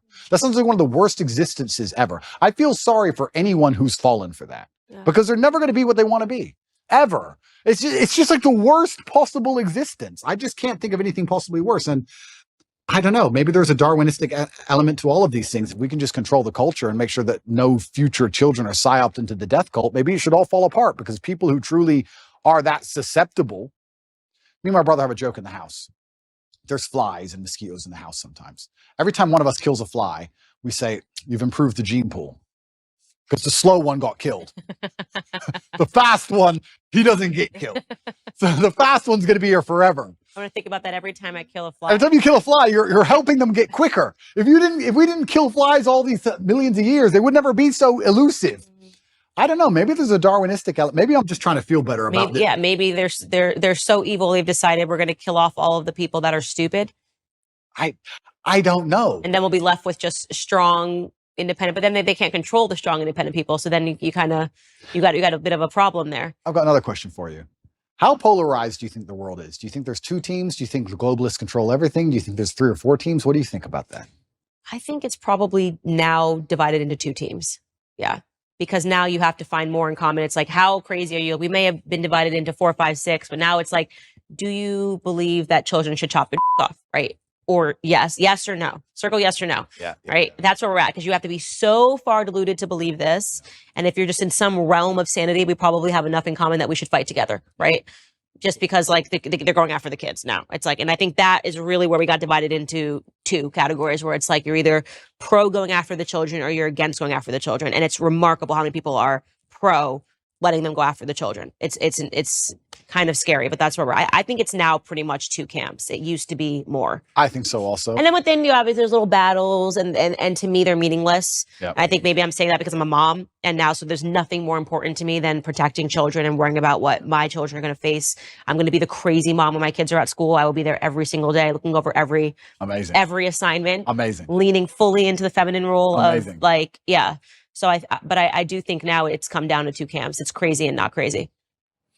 I wonder what the future of the world is, Candace. I feel like I know everything and I talk like I know everything, but I'm actually starting to think things are getting... Your dad might have had an idea. Yeah, I wish he was still around, but things are starting to get very, very strange. And yeah, and I guess also when we're talking about my libertarianism versus conservatism, I would never allow my child to be aborted, ever. I do think it's heinous and disgusting, but I will be honest with you. When I see people trying that hard to kill their kids, I'm kind of like, I'm not gonna lie. Maybe that's the libertarianism in me. Maybe, I don't know, but I'm just like, there's got to be a Darwinistic element to some of these things. I don't think they should happen. I would love to stop them all. I believe that all life is precious. I think it's heinous. I don't think that anyone should chop off any of their body parts either. But it does get to a point where it's just like, if you're that desperate to damage your own life and damage yourself, am I the person who's going to fight for you? I don't know. Well, these women are broken and they're brainwashed. And I like to think that if they hear the right message, something in the same way that I think a lot of broken men heard you say something and it woke something up inside of them. Very true. I think that they can land on my message and they can hear it and go, wait a second, that thing that was killed inside of me systematically from the school system and made me think that what it meant to be a woman was to be a whore, because that's kind of the message that's going out right now. 100%. To be a whore and hate children, which is the opposite of what it means to be a woman. Agreed. Then when they hear something and I talk about how aspirational family is and something is, or how much I love being a mother and then I think inside of them, something spiritual happens where they go, wait a second, I think that's actually what I am. Yep. I've been conditioned to believe I'm this, but actually this is what I am. So I'm more hopeful that the more that we have better pillars in society, that we have people speaking out on the opposite messaging that Hollywood is bringing, on the glory of being a woman, on the beautiful of the yin and the yang, on that submission in a marriage is not a bad thing, actually. It's a beautiful thing. I agree. And these messages have been perverted, that we make a difference. And I think we know we're winning. No, we are now winning. They want censorship. Now they want the people taken off the internet. Now they want this person to go down. And that they weren't doing that when they were winning. They didn't care. Everybody was allowed to have a platform when Obama was president. Completely true. We are winning. And I just think it's an unfortunate of the human condition that people don't really like to learn lessons the easy way. They have to learn them the very hard way. And it's very difficult for us to sometimes sit and tell people the truth, and they just don't want to learn it until it's too late. I like to think that these women who hold up these I lost 10 babies, I killed 10 baby signs will one day wake up and feel very sad about what they've done. And they will definitely. And it's possible. Right? And it's possible. And I think even time will show them, God will show them with time. I don't know how I'd talk someone out of the transgender argument. Like, how would you convince someone who is 100% certain they want to mutilate their body to not mutilate their body? That's a scary one to me, because their mind. And that's also one that you can't really undo, which I think is sad, which is why the suicide rates go up after transitioning, I think, is once you do it, you've committed. But I've sat down with a man that did that, had the full surgery. His name is Walt Heyer, and he's dedicated the rest of his life to waking up other. Well, that's the most noble thing you can do. Yeah. He's like, this is what I did. This is how I was convinced. This is how I was brainwashed. This is what happened to me. I was actually just molested when I was a kid, and I just wanted to get rid of my identity in any capacity. So I did the most extreme thing that I could possibly do. I platform those individuals. And I think that he runs a not-for-profit now, which, Sex Change Regret. There's many people that are like him out there. And yeah, it's going to take God, it's going to take spiritualism, and it's going to take repurposing your entire life after you do something that extreme. Hopefully just us having this conversation prevents people from making those sorts of very serious decisions. And, but this is why YouTube will try to censor this conversation. Right? I mean, that's the whole point, is my face is on it. You're in trouble. So I'm going to ask you a few more questions if you don't mind. My face is trouble too. I would just like to state. Yeah, of course it is. Why do you think marriage has reduced in the Western world? Why do you think less people are getting married than before? Conditioning. It's all about social conditioning, and it's about the feminist messaging. Going back to our conversation about the matriarchy, they've totally conditioned women to believe that marriage is a trap, that you are going to be unhappy, that you are going to be sacrificing your freedom, when in reality, I got more freedom than I ever had when I became married, because I finally became a secure woman. I knew what my purpose in life was when I had children. Everything else is so stupid and meaningless. How could you think you were going to find your purpose at the bottom of a Red Bull vodka at One Oak, Candace? You know what I mean? How could you think that? Well, because that's what Hollywood told me. That's what I saw on MTV. And I thought that was all aspirational. I look at those women, I think they're miserable. I look at these women that are still finding their freedom. I say, find the number one feminist that you know and ask yourself a question. Do you think she's happy? Completely. Chasing her career. Do you think Chelsea Handler's happy? Never. Right? And the answer is no. And so I'm lucky that I got that wake up call. I'm blessed that I got married. I'm blessed that I have, 3 children now with this one on the way. And the more that I can talk about how happy and fulfilled I am for the first time in my life, right? Not when I was drinking and pretending to be happy, but for the first time I actually am happy. And I got those things by finally realizing that the message that those things were going to constrain me was utterly false and was meant to put me down a path of misery. Why do you think men are not getting married? That's women. Do you think men have something to do with it as well? Same thing. I think, well, first and foremost, and I speak out on this, women are not desirable right now. Everyone's a Kim Kardashian clone. I asked you earlier, what don't men want? And you said promiscuity. Well, that seems about the only thing that's being offered right now. When I open my Instagram and I've got butt cheeks and I'm going, people are like, I don't understand why no one wants to, this woman's been married 4 times. I'm like, well, I can understand it, because even if men think they want it in the short term, when you see a girl, she's half naked, she looks good. Yeah, sure. You probably do want to have sex with her. I bet you're wired that way. You're hardwired hardwired that way. Yeah. But then what happens after you have sex with her and you realize that so did 20 other dudes 100%. in the same week, you don't want her. You nailed it. You Yeah. absolutely not only nailed it. And this is where we're in such a difficult, it's a race to the bottom between the two genders, right? Yeah. As the women act worse, the men act worse by extension. Yeah. Because if you're going to be moral in an immoral world, you're going to end up wrecked. Right. So it's getting harder and harder. So we have to kind of like fix one of the genders first. Women aren't desirable right now as in the Western hemisphere as a whole. And of course, finding a wife is hard. Finding a wife is hard. And it's because women are literally being conditioned to behave like sluts. Completely. And they're also being conditioned to leave the man as soon as things get difficult. Mm-hmm. There's a lot of programming in this I don't think even many people pick up on, but women are conditioned to act a certain way before marriage, but also during marriage, men and women are conditioned differently. If you have a man who's been married for 10 or 15 years, and let's say he doesn't sleep with his woman anymore, and he goes on TV and says, me and my woman have been married for 15 years. We no longer have sex. I'm not satisfied. I should leave. Everyone will say to him, no, you can't leave. You can't leave her just because she won't have sex with you. Are you out of your mind? Are you crazy? Stick by your woman. She has an emotional problem, etc.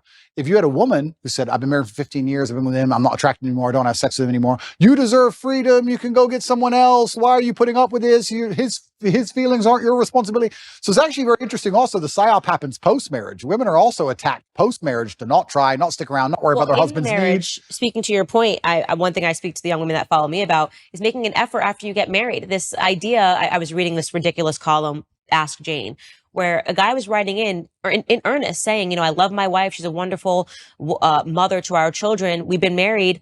She had one child. Two years later, she gained 50 pounds and hasn't lost it. Yeah. And Jane wrote back to him and yelled at him for saying, he's like, I'm not attracted to her anymore. I don't want to. Just yelled at him for even saying this. And I'm going, no, why are you yelling at him for being honest? The idea that marriage is a finish line is problematic. Yep. That, oh, well, I got the guy, I pretended that I like to work out and go to the gym. And now that I've got him, I'm going to gain 200 pounds and he's just stuck with me. Yeah. That is a poisonous mentality. You should make an effort for your husband. That's part of marriage is caring about each other, caring about each other's health. Health is wealth. So even that is toxicity to say to a woman, to say to a man, well, you just have to like her anyways. If she's 300 pounds and doesn't care anymore and sits on the couch all day, that's not what marriage is really about. Completely agree. And I think everything in life is rented. I don't think anything is ever owned. I think that your health is rented and you have to pay the rent every day. And your marriage is rented and you have to work on your marriage every day. And your business is rented and everything you have is rented. I think the idea that even owning anything or anything is a finish line is wrong. Right. You don't just start a company and go, okay, I'm rich now. No, you got to work on that company every day. It's rented. You don't just get in shape and go, I'm in shape now. It's done. No, absolutely everything's the same. And a relationship is exactly the same. And I completely agree with you. I think that the breakdown of the nuclear family and the breakdown of marriage in the West is actually one of the ills and one of the big problems with it. I am not married myself, so I'm not being completely, I don't want to come across as hypocritical, but I do think that is actually a fast way to a degree to solve a lot of problems in society. I do think, though, in the current setup of society, I think the reason a lot of men are also rejecting marriage is, one, because there's not many wives to find, but two, I think a lot of men find themselves very unhappy in marriage because the women have no interest at all in satisfying them, like you said, or no interest at all in their needs, and they end up scared of divorcing her because they're going to be bankrupt in a marriage where they don't feel respected. Kids don't listen to them and they're not the king of their own household. So what would be the attraction in getting married unless you're going to be the king of your own household? And that can be extrapolated and discussed in two different ways. One about feminine submissiveness, but also about masculine accountability and excellence. Because I think if you're truly an excellent man, you can be the king of any household. So It's very interesting. It's kind of interesting how all arguments come back to almost the same base biological things. And you teach women to be good women, you teach men to be good men, and everything kind of works out after that. And if you break those two things, everything built on top of it completely degrades and breaks down.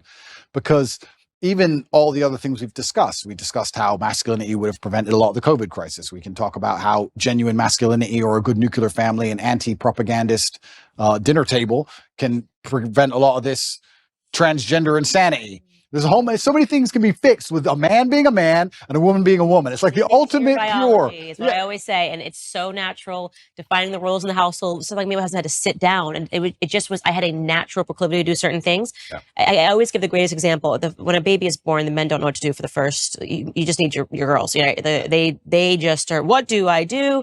And I remember thinking about every diaper size, transitioning, what clothes he needed, what onesies, all of the stuff. George, not there. I think Georgie must have been, that's my son's name, Georgie, must have been 2 months old. And I said something to, I don't even know what I said to George, but I had realized that George had already opened his college account, things that when I tell you my brain was I was just like, where are you? I'm sitting here thinking about the day to day. He's thinking about his future. 100%. I don't even know when I would have. I think still to this day, Georgie's now 2.5. I still would not have opened an account for him. It just is not where my brain was. 100%. And so I love telling that story because it just speaks to how different. I'm like, did you try to feed him? He's like, I don't know why he's crying. I'm like, have you tried giving him food? And then he's like, oh, I've already sorted out his bank account. So when he turns 18, I'm like, where are you? Yeah. Men and women are different. And it's beautiful. Those differences are beautiful. Completely. The sex differences are a beautiful thing. Our instincts are beautiful. Yep. And we need to stop shunning them in this society. I love being a woman. I love that my husband's a man. We shouldn't be making someone feel badly about being a woman. We shouldn't make someone feel badly about being a man. Well, absolutely. And if I had to be pessimistic about why they're doing it, pessimistic and also very realistic, they want to cause absolute chaos and confusion, because during chaos and confusion, you can implement anything. Of course, slavery. It's slavery, right? People will give up their freedom for only one thing, and that's safety. Mm-hmm. So they have to inject chaos and they have to inject confusion, and they want us confused at every level. At every base level, they want you confused. They want you confused about why your kid doesn't listen to you, why your marriage doesn't work, why you're broke, why they want you confused from the ground all the way up. So you're just confused. So when they come along with some sort of solution, no matter what garbage it is, you end up just adopting it because you're sick and you need a medicine. So absolutely, they attack masculinity and femininity because it works so perfectly together. And if they can break that, they can break all of society by extension. And I think they've done a pretty good job of doing exactly that. And it's amazing if you look at these ideas we discuss and how ridiculous they are, and how I feel like it's a psyop to even convince me to waste my time convincing people that a man is not a woman. It's done on purpose because they have the world so confused now that they can come at us with absolute garbage, and it needs a discussion. If we had the basis of masculinity and femininity in the household, how much harder would the transgender argument be to implement? Think about it. Well, she's a woman, I'm a man. No. But now they got people thinking we're all the same. It doesn't matter. Gender is not real. All this craziness because of the breakdown of the basics. So this is why perhaps they see you as such a threat, and they see me as such a threat, and they see us as such a threat because we've just stuck to the age-old adages and the age-old ways that people have always been. And I do think that one of the reasons why they dislike me so much is because, yeah, I certainly live a teenage boy's dream. But if you want to inspire the next generation, how else are you going to do it, right? You have to have the fancy car and the big yacht and all these things.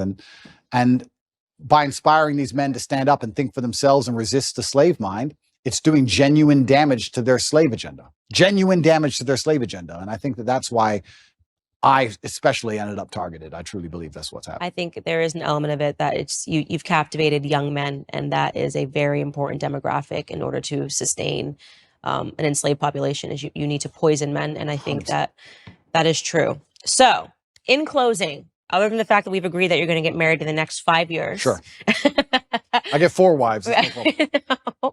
no, not 4 wives, just one monogamous relationship. Okay. What does Adrew Tate's life look like in the next 5 years? You've built your audience. You did it with your own grit and determination. There are people following you. I hope that if there's anything I leave you with, it's that in those moments when you are sitting across with someone like Adam 22, you remember that there's the 12-year-old and the 13-year-old boy that is going to be watching you. And I think you did a good job, by the way. I think you said that you didn't like it, and that was important enough. But what does the next 5 years look like for you?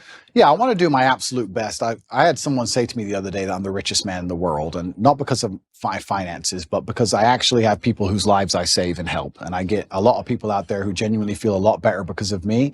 And I try my very best to tell the truth and live true to my heart. And I live with my brother, and I've got a lovely family, and I feel like I've got everything almost ticked off. And my plans for the future are primarily to continue to tell the truth. I think that we're now winning. I think there's been a pendulum that swung, and people are tired of insanity and they're tired of being lied to.